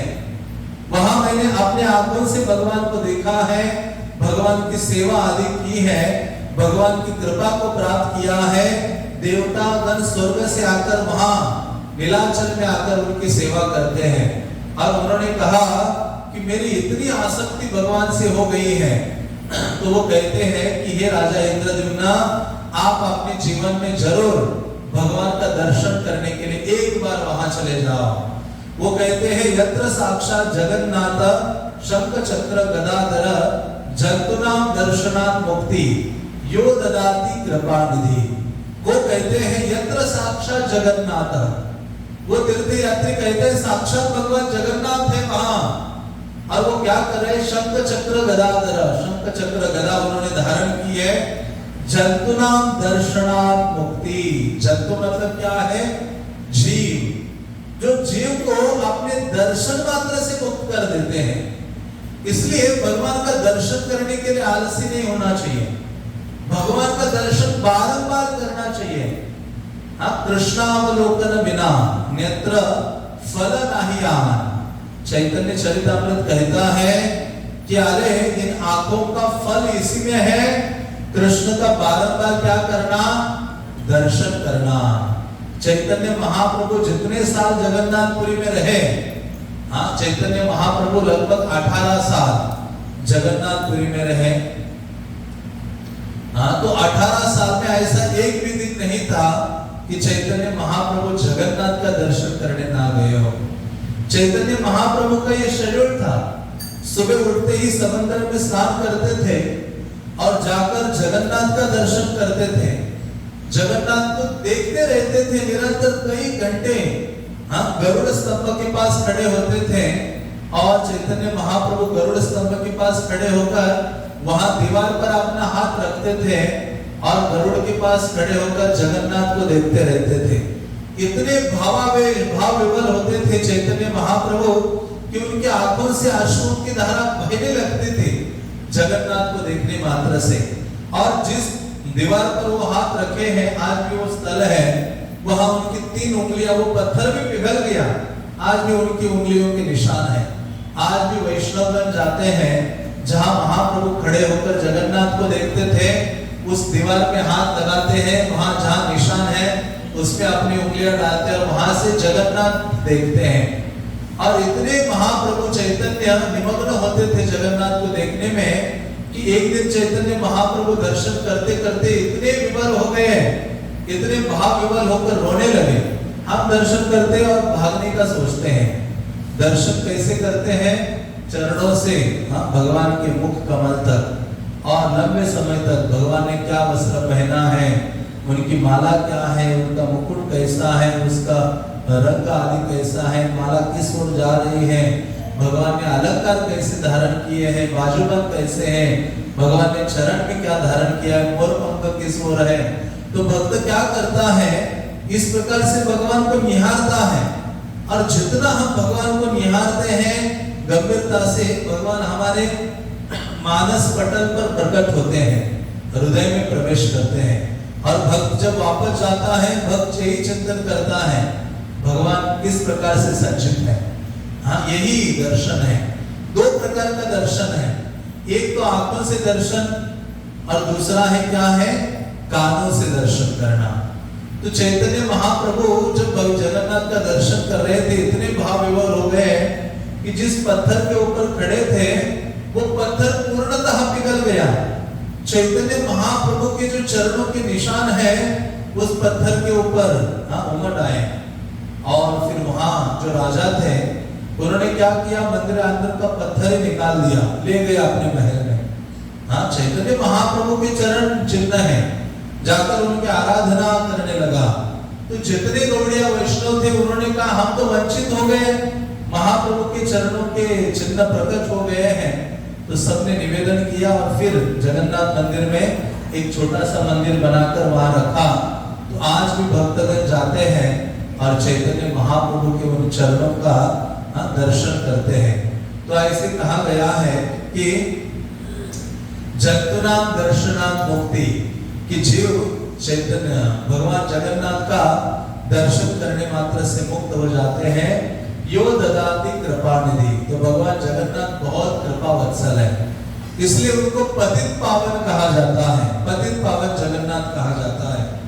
तो इन तीर्थ यात्री ने कहा कि हे राजा, आप निश्चित रूप से उनका दर्शन करो। तो उन्होंने क्या किया? अपने मंत्रियों को कहा और कई सारे मंत्रियों को पूरे भारत के चारों दिशाओं में भेजा कि कहाँ है वो स्थान भगवान जगन्नाथ का। तो जो मंत्री थे उनके छोटे भाई थे जिनका नाम था विद्यापति, वो विद्यापति जाते हैं कुछ अपने सेवकों को लेकर भ्रमण करते करते वो महानदी तक पहुंचते हैं और महानदी के किनारे पहुंचते हैं। बल्कि जो ये विद्यापति है ना, जब ये निकले भगवान को ढूंढने के लिए तो बहुत गदगद हो गए। वो कहते आज मेरा जीवन सफल हो गया है कि मैं भगवान को ढूंढने निकला हूं, भगवान का दर्शन करने के लिए जा रहा हूं। वास्तव में वो व्यक्ति धन्य है जो भगवान के मार्ग पर निकल पड़ा है कि नहीं? करोड़ों करोड़ों हमने जन्म प्राप्त कर दिए, लेकिन सारे जीवन इस संसार के इंद्रिय भोगों में ही लगा दिए, 84 लाख योनियों में भ्रमण करने में। ब्रह्मांड भ्रमिते कौन भाग्यवान जीव, गुरु कृष्ण प्रसादे पाए भक्ति लता बीज। तो वो व्यक्ति भाग्यवान है जो भगवान के पथ पर या मार्ग पर चलता है।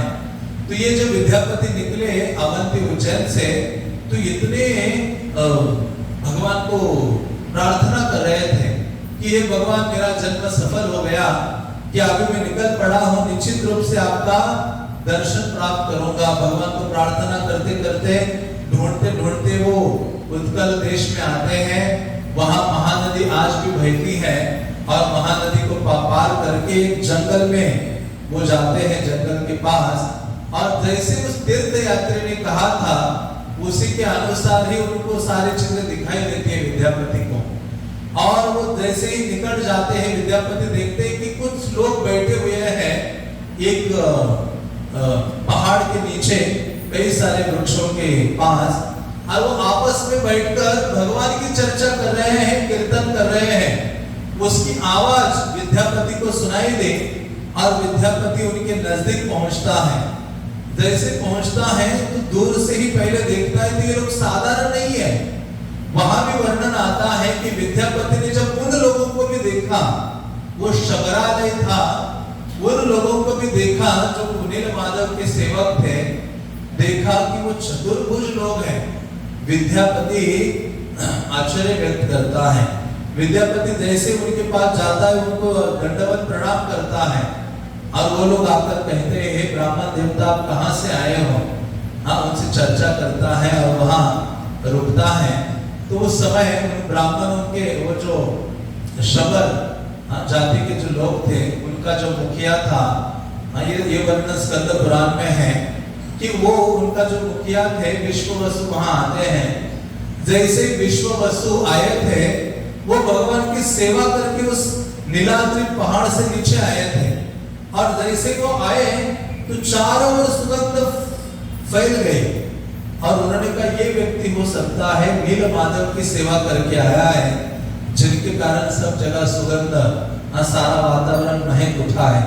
तो जैसे उनके नजदीक जाता है तो विश्ववसु उनको कहते हैं कि हे ब्राह्मण आप थके होंगे, आप स्नान कीजिए और मैं आपको कुछ फल आदि प्रदान करता हूँ। और फिर ये दोनों विद्यापति और जो विश्ववसु है, मूलतः भगवान नील माधव की वो अकेले सेवा करते थे और उनसे प्रसाद आदि स्वीकार करते हैं। तो वो प्रसाद साधारण नहीं लग रहा था, मानो वो अमृत ग्रहण कर रहे हैं, असाधारण प्रसाद वो खा रहे थे विद्यापति। तो उन्होंने पूछा ये आप सबने कहां से प्राप्त किया है ये अद्भुत अद्भुत व्यंजन? वो कहते हैं कि इस पहाड़ के ऊपर भगवान नील माधव के रूप में निवास करते हैं, और जिनकी सेवा करने के लिए मैं जाता हूँ, जिनकी सेवा करता हूँ, मेरे अतिरिक्त स्वर्ग से देवतागण आते हैं, पूरे दिन नील माधव की सेवा करते, नाना प्रकार के व्यंजन उनको अर्पित करते हैं, और वही वे जो व्यंजन है प्रसाद के रूप में मैं उनको लेकर आता हूँ और स्वीकार करता हूँ। विद्यापति ने कहा क्या आप मुझे लेकर जाएंगे? तो उन्होंने कहा, बल्कि वो सोच रहे थे मैं आपको ना ले जाऊं, लेकिन वो तैयार हो जाते हैं। बल्कि वर्णन ये भी आता है कि उनकी एक पुत्री थी जिनका नाम ललिता था, लेकिन स्कंद पुराण में ललिता आदि का वर्णन नहीं है। वो लोकल जो ग्रंथ आदि हैं, ये लोकल जो कथाएं हैं जगन्नाथपुरी में, उनमें उनका वर्णन अधिकतर हमें प्राप्त होता है। तो स्कंद पुराण कहता है कि जो विद्यापति और विश्ववसु जो नील माधव की मूलतः सेवा कर रहे थे, उन्होंने कहा कि मैं कल आपको दर्शन कराऊंगा भगवान नील माधव के। तो वो ले जाते अपने साथ और जाकर देखते हैं कि नील माधव एक कंदरा में है, गुफा में है। जिनका दर्शन करते हैं तो भगवान को प्रार्थना करने लगते हैं। प्रार्थना करते हैं कि हे प्रभु आप जीवन भर मुझे आपकी सेवा में नियुक्त रखो, विद्यापति कहते हैं। बल्कि विश्वावसु ने यह भी सुना था कि जिन नील माधव की मैं सेवा कर रहा हूं, एक दिन वो आप प्रकट होने वाले हैं और कालांतर में एक राजा आएंगे मालव देश से, जिनका नाम इंद्रद्युम्न होगा। जब वो यहाँ आएंगे, तब आश्रम में देखकर करेंगे, तो फिर भगवान दारू ब्रह्म के रूप में जगन्नाथ बलदेव सुभद्रा के रूप में प्रकट होंगे। ये बात विश्वावसु को पहले से ही पता थी। उन्होंने सोचा कि भगवान की ही योजना है। तो जैसे इन्होंने दर्शन किया, विद्यापति ने भगवान की आराधना की और कहा कि अभी वापस चलते हैं, तो भगवान नील माधव की माला उनको प्रदान की विश्वावसु ने विद्यापति को। और वो उस पहाड़ से, नीलाद्रि पहाड़ से नीचे आते हैं। आकर दूसरे दिन ये विद्यापति वापस अवंती या उज्जैन आते हैं, निकलते हैं। तो ये कहते हैं कि आप राजा को बता दीजिए, राजा को ये मत बताना कि राजा इंद्रद्युम्न आने से पहले जो नील माधव हैं वो अप्रकट होने वाले हैं। राजा आकर उनको कई प्रकार की यज्ञ आदि करने होंगे, तब जगन्नाथ प्रकट होंगे। हाँ, तो ये चीज उन्होंने कहा विद्यापति को, आप राजा को मत बताइए। तो वापस विद्यापति पहुंचते जो भगवान को ढूंढने के लिए निकले थे। और राजा इंद्रद्युम्न को जैसे उन्होंने बोला कि मैं अपनी आंखों से भगवान का दर्शन करके आया हूं, तो राजा गदगद हो जाते हैं। जाकर विद्यापति का आलिंगन करते कि आप जगन्नाथपुरी या नीलाचल जाकर वापस आए हो, जगन्नाथ या नील माधव का दर्शन करके आए हो। तो कहते आप महान भाग्यशाली हो। उनका आलिंगन करते और वो कहते विद्यापति आपके लिए ये माला है। तो उस माला को धारण करते हैं, प्रसाद स्वीकार करते हैं।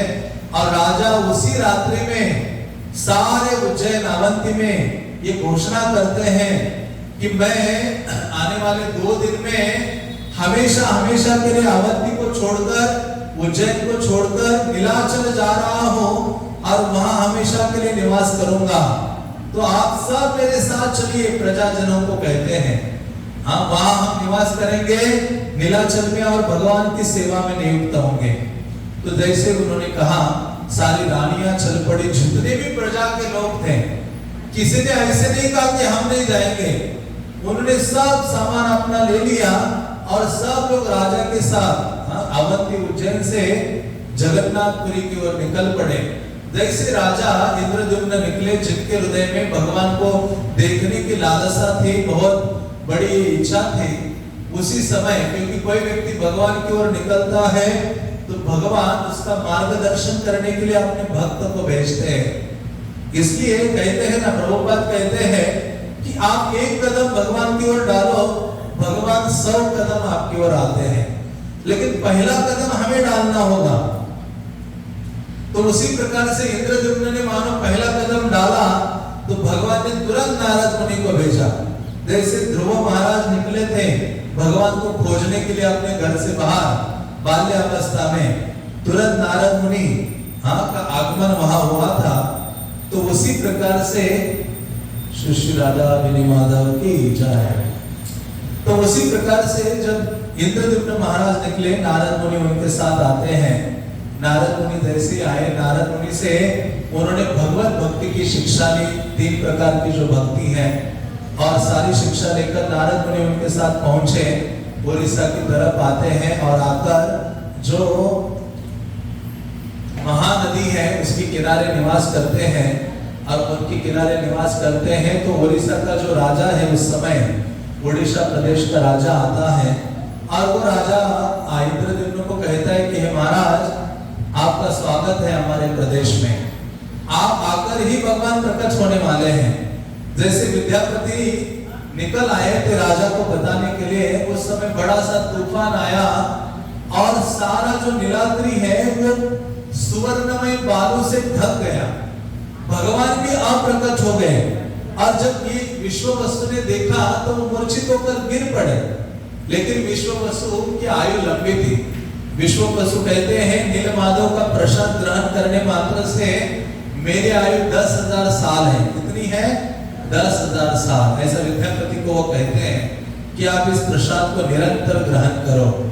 तो ऐसे जब ये बात उड़ीसा के राजा ने इंद्रद्युम्न को कही कि भगवान तो आप प्रकट हो गए हैं, लेकिन आप पीछे मत जाइए, आप जाइए आगे नीलाचल की ओर जाइए, क्योंकि आपके लिए ही भगवान प्रकट होने वाले हैं जगन्नाथ के रूप में।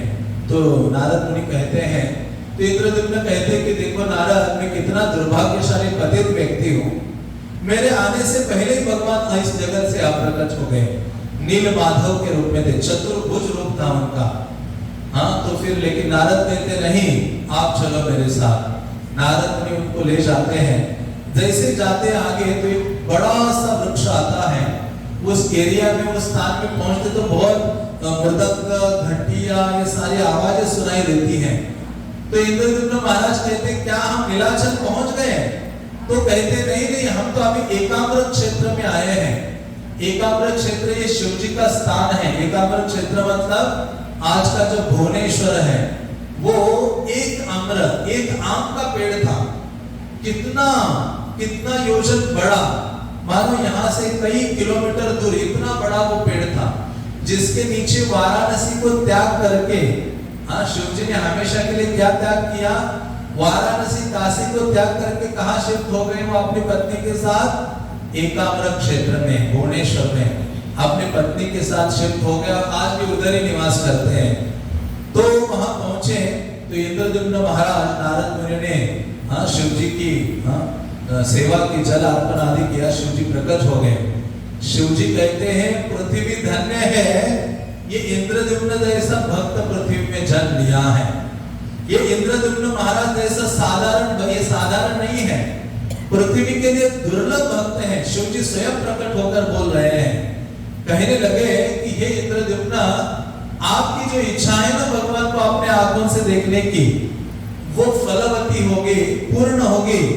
केवल आप क्या कीजिए, यहाँ से आगे जाइए नीलाचल में, हाँ, भगवान का जो शाश्वत धाम है नीलाचल, जगन्नाथपुरी जो धाम है, क्योंकि भगवान ने मुझे उस धाम की रक्षा के लिए 8 स्थानों में रखा गया है और मेरी पत्नी को भी वहां निवास दिया है।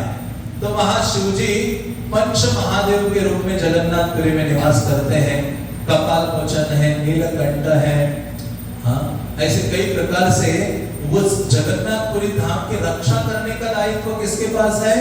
शिव जी के पास है। और उनकी पत्नी जो दुर्गा देवी है, वो 8 रूपों में वहां जगन्नाथपुरी की सेवा करने के लिए नियुक्त है। जैसे वो वहां पहुंचते हैं, पहुंचकर, हाँ, नारद मुनि उनको उस स्थान में ले जाते हैं जहां नील माधव रहा करते थे।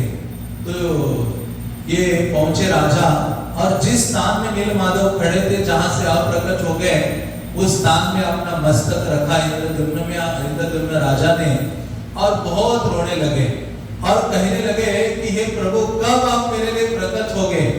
आप बहुत क्रंदन करने लगे, दुखी होने लगे, मूर्छित होकर गिर पड़े। कहते दुर्भाग्यशाली व्यक्ति हूँ इस जीवन में मैं। तो नारद मुनि कहते नहीं, आप बस वेट करो।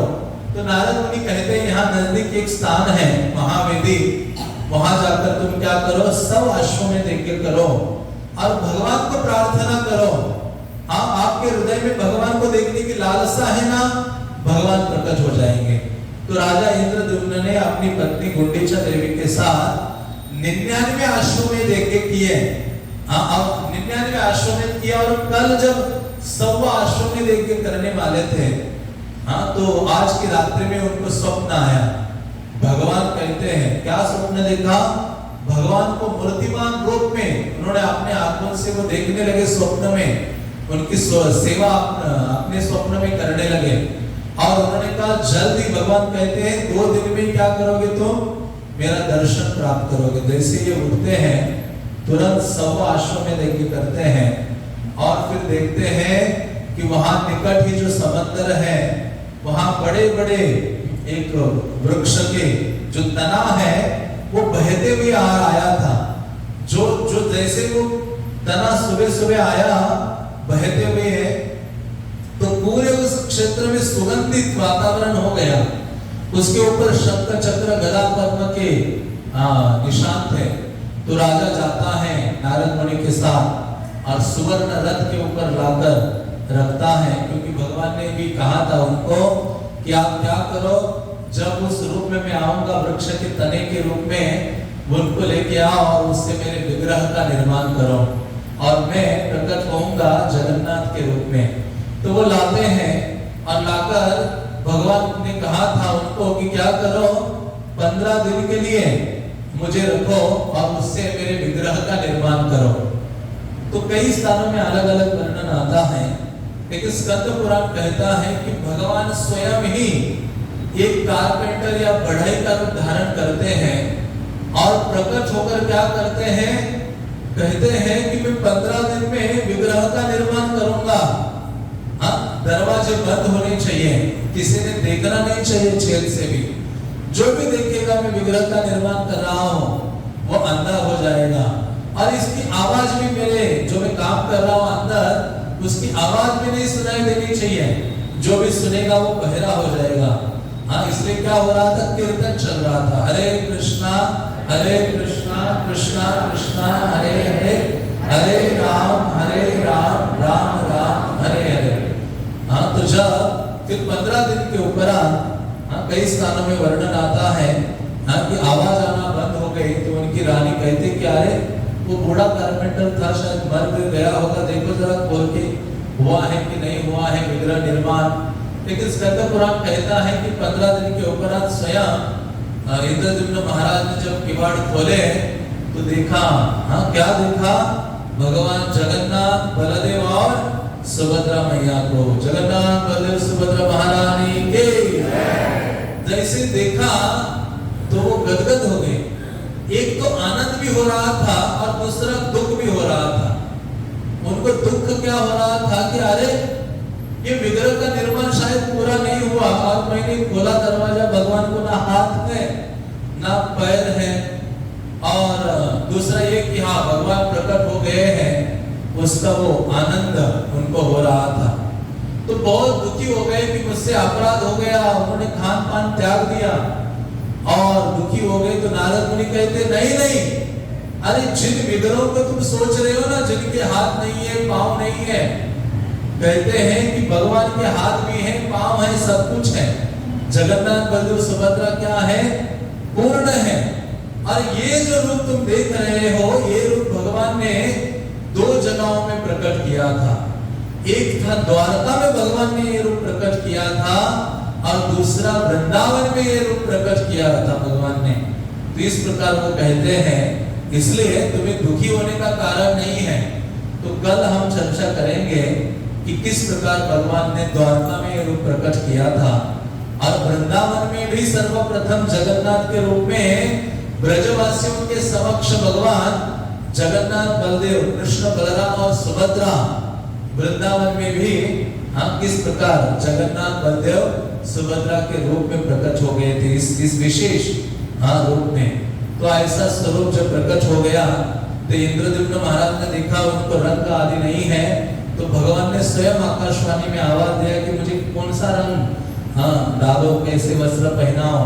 भगवान ने कहा मेरे कई प्रकार के उत्सव करो, पहले तो मेरे लिए बड़े मंदिर का निर्माण करो। तो जितना भी धन संपदा थी उससे विशाल मंदिर का निर्माण कराया गया। तो नारद मुनि और इन्होंने सोचा कि चलो ब्रह्मा को बुलाते स्थापना करने के लिए, जैसे आजकल प्राइम मिनिस्टर राष्ट्रपति को बुलाते हैं। तो इंद्रद्युम्न कहते साधारण लोगों को क्या, सृष्टिकर्ता जो ब्रह्मा है ना, उनको ही स्थापना के लिए बुलाते हैं, क्योंकि जगत के नाथ की स्थापना करनी है। तो जैसे वो गए तो वहां ब्रह्मा जी कुछ भगवान की स्तुति करने में मगन थे। तो थोड़ा सा समय बीता तो कहते आपको आमंत्रित करने आए हैं, पृथ्वी में चलना है, वहां स्थापना करनी है विग्रह की। तो कहते आपको पता है कितना टाइम, कितने युग बीत गए हैं, पूरा एक मनवंतर चला गया है, हजारों करोड़ों राजा खत्म हो गए हैं। हाँ, पहले अगर तुम और नारद जाओ सारी व्यवस्था करो। तो जो मंदिर इन्होंने बनाया था वो समंदर के रेत से पूरा ढक गया था। आगे चलकर वहां राजा हुए थे काल माधव, वो एक दिन अपने घोड़े के साथ जा रहे थे तो घोड़े का पैर किसी जगह लगा और उससे जोर से आवाज आ गई। तो वो लगा था मंदिर का जो चक्र है ना ऊपर लोहे का, हम वो तो अष्ट धातु का है अभी, तो उससे पांव लगा था। तो राजा ने जब खोला देखा देखा, अरे चक्र है, पूरा खुदाई की, तो इतना विशाल मंदिर जगन्नाथ का। आज जो हम जगन्नाथ मंदिर देखते हैं वो 1100 साल पहले बना हुआ है। उस समय से हजारों मंदिर बने और गए। तो महाराज इंद्रद्युम्न ने इतना विशालतम मंदिर बनाया था, मानो पूरे सृष्टि में इतना विशाल मंदिर नहीं था भगवान जगन्नाथ के लिए। तो भगवान जगन्नाथ की स्थापना करने के लिए, क्योंकि जगन्नाथ कहाँ प्रकट हुआ था ये विग्रह, आप जगन्नाथपुरी आप जहाँ जाते हो गुंडीचा मंदिर, वहां यज्ञ किया था और उसी स्थान में जगन्नाथ प्रकट हुए थे। जो गुंडीचा मंदिर है वो जगन्नाथ की प्राकट्य स्थली है, जन्म स्थान है। और ज्येष्ठ पूर्णिमा के दिन भगवान प्रकट हुए थे, इसलिए कृष्ण के 2 बर्थडे हैं, जन्मदिन है। एक है ज्येष्ठ पूर्णिमा, जगन्नाथ जी का जन्मदिन, और भाद्रपद अष्टमी जो है कृष्ण जन्माष्टमी। तो भगवान जगन्नाथ ने कहा, देखो अभी मंदिर में मुझे स्थापित करने के लिए ले जाना है, तो मुझे रथ के ऊपर ले जाओ। हाँ, अभी रथ यात्रा तो बड़े मंदिर से गुंडीचा की ओर जाती है, लेकिन जो सबसे पहले रथ बनाए गए थे गुंडीचा मंदिर से भगवान को रखा और श्री मंदिर में ले गए। फिर ब्रह्मा जी आए, ब्रह्मा जी ने सबसे पहले वहां यज्ञ किया और यज्ञ से बहुत विशाल नरसिंहदेव प्रकट हो गए। आदि नरसिंह कहते हैं। उस आदि नरसिंह की मंदिर के अंदर स्थापना की और फिर जगन्नाथ बलदेव सुभद्रा की स्थापना की, और भगवान ने कई सारे आदेश उनको दे दिए कि मेरी ये उत्सव मनाओ। कई सारे उत्सव हैं जिनका उल्लेख उन्होंने किया था कि जिस दिन मेरा प्राकट्य जन्म हुआ था उस दिन मुझे बाहर वेदी के ऊपर हजारों घड़े जल से क्या कराओ, स्नान कराओ, मेरी रथ यात्रा मनाओ, कई उत्सव मनाओ, ये सारी चीजें बताई थी। तो जब वो भगवान प्रकट हो गए, उनका प्राकट्य हुआ, उनको वस्त्र पहना गया, आरती की गई, तो जब पहली बार इंद्रद्युम्न महाराज ने पट खोले, देखते रह गए, क्रंदन करने लगे। स्कंद पुराण में बहुत सारी प्रार्थनाएं हैं जो महाराज इंद्रद्युम्न ने भगवान के लिए की थी। तो उनमें से एक है कि वो कहते हैं कि हे प्रभु, मुझे कभी भी आपकी सेवा से वंचित मत कीजिए, मुझे निरंतर आपकी सेवा में लगे रहिए। इसलिए कहा गया है एक भक्त के जीवन में जो सबसे बड़ा धन है ना, वो क्या है? भगवान की सेवा है। उससे सेवा से वो दूर नहीं होना चाहता है। कोई ना कोई सेवा वो भगवान के अपने जीवन में करना चाहता है। जो भी सेवा मिले, किसी भी प्रकार की सेवा भगवान की करना चाहता है, क्योंकि हर सेवा क्या है? एक समान है। जगन्नाथपुरी में जो राजा है वो झाड़ू लगाता है। हाँ, प्रभुपाद कहते थे कि रथ यात्रा होती है तो हमें लगता है कि मेरे रथ के ऊपर होना चाहिए, वहां चामर करो, सब लोग मुझे देखे कि प्रभु जी देखो चामर कर रहे हैं। हाँ, कोई झाड़ू नहीं लगाना चाहता। प्रभुपाद कहते देखो जगन्नाथपुरी का जो राजा है ना, हाँ, राजा प्रथम सेवक है जगन्नाथ का, वो भी क्या कर रहा है? जगन्नाथ के सामने झाड़ू लगा रहा है। तो भगवान की सेवा में कोई बड़ी सेवा, कोई छोटी सेवा नहीं है, सारी सेवा क्या है? एक समान है। तो इसलिए जो प्रार्थना उन्होंने की कई श्लोकों में, इंद्रद्युम्न कहते हैं कि हे प्रभु, मुझे आपकी सेवा से दूर नहीं कीजिए, वंचित नहीं कीजिए, हमेशा आपकी सेवा में मुझे लगे रहिए। हाँ, तो इस प्रकार से भगवान जगन्नाथ का प्राकट्य होता है श्री जगन्नाथपुरी में महाराज इंद्रद्युम्न की लालसा के लिए। और जब भगवान जगन्नाथ प्रकट हो गए, हाँ, तो सारे जो जीव हैं, हाँ, वो आनंदित हो गए, उनका दर्शन करने लगे और उनका प्रसाद ग्रहण करने लगे। तो भगवान ने कहा कि इंद्रद्युम्न, इतनी सेवा कर दी मेरी, कुछ मांगो ना। तो कहते हैं कि प्रभु कुछ नहीं मांगना है। तो कहते ठीक है, आप बहुत मुझे पीछे लगे हो, तो 3 चीजें मुझे दो। पहली चीज वो कहते मुझे कोई संतान नहीं चाहिए, क्योंकि कोई संतान पुत्र आदि होगी तो वो कहेंगे नहीं ये मेरा मंदिर है, ये ऐश्वर्य है, ये है, वो है, उसी में वो लड़ेंगे, उसका दुरुपयोग करेंगे, उपभोग करेंगे। और दूसरी चीज, जब जैसे ही भगवान ने सुना, हाँ, तो भगवान कहते हैं अरे संसारिक पुत्र पुत्री की क्या बात करते हो? आज से मैं जगन्नाथ, बलदेव और सुभद्रा आपके क्या है? पुत्र और पुत्रियां हैं शाश्वत रूप से। तो आनंदित हो जाते हैं। दूसरी चीज वो कहते हैं कि हे प्रभु, आपके जो मंदिर है उसके किवाड़ कभी बंद नहीं होने चाहिए, हमेशा खुले होने चाहिए, ताकि कभी भी व्यक्ति आए आपका दर्शन करे, क्योंकि दर्शन करने से ही वो मुक्त हो जाएगा इस संसार से। इसलिए जगन्नाथ पुरी आप गए हो, रात के 12 बजे भी जाओ तो जगन्नाथ खड़े हैं आपको दर्शन देने के लिए। बाकी सारे जो विग्रह हैं उनके हाथ इधर उधर लटके हुए हैं। कृष्ण भी उतने दयालु नहीं है जितने जगन्नाथ है। अब देखो जगन्नाथ, हाँ, जगन्नाथ के हाथ हमेशा ऐसे हैं। हमें हरे कृष्णा मंत्र 3 बार बुलाया जाता है हाथ ऊपर, तो भी परेशानी होती है। इनके हाथ ऐसे हैं। हाँ, क्यों ऐसे हैं कि आओ मैं आपका क्या करना चाहता हूँ, आलिंगन करना चाहता हूँ। ऐसे दयालु पतित कौन है? हाँ, सबका आलिंगन करते हैं। अभी तो जगन्नाथपुरी में बंद किया, कुछ 4-5 साल पहले हम शुरुआत से जा रहे थे, तो उन दिनों तो स्नान यात्रा में भी जाकर आलिंगन करते थे, ऐसे भगवान को पकड़ के रहते थे हम। रथ जब आता था गुंडीचा मंदिर, तो कोई सबको रथ के ऊपर चढ़ने की अनुमति थी, और रथ के ऊपर चढ़कर आप जगन्नाथ को पूरा आलिंगन करके 5 मिनट 10 मिनट ऐसे पकड़ के रह सकते थे। भगवान के हाथों को आलिंगन कर सकते थे, भगवान का ऐसे आलिंगन करते थे। सुभद्रा है, बलदेव है, तो बहुत दयाद्र कृपालु है। लेकिन 5, 7, 8 साल से वो बंद किया उन्होंने। और तीसरी चीज इंद्रदेव ने मांगी कि भगवान आपके हाथ हमेशा गिले रहने चाहिए, मतलब आपको हाथ धोने का टाइम ही नहीं मिलना चाहिए। आप क्या करते रहो, खाते रहो, खाते रहो। तो जगन्नाथपुरी में जगन्नाथ को टाइम ही नहीं है हाथ धोने का, वहां कोई वॉश बेसिन नहीं है जगन्नाथ को हाथ धोने के लिए। तो जगन्नाथ जी पूरा दिन भर शाम के बाद लंबे समय तक क्या करते हैं, विभिन्न जो भोग है वो ग्रहण करते हैं। कल परसों हम सबकी चर्चा करेंगे। तो ऐसे भगवान जगन्नाथ है। तो इंद्रद्युम्न महाराज ऐसे वैष्णव हुए जिन्होंने अपने लिए कुछ नहीं मांगा, सब मांगा किसके लिए? हम सब के लिए।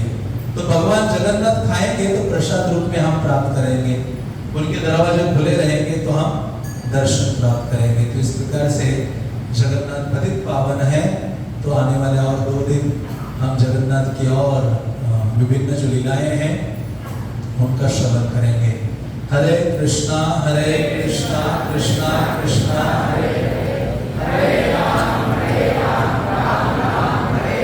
जगन्नाथ बलदेव सुभद्रा महारानी के, जगन्नाथ पुरीधाम के, जगन्नाथ यात्रा महामहोत्सव के, श्रील प्रभु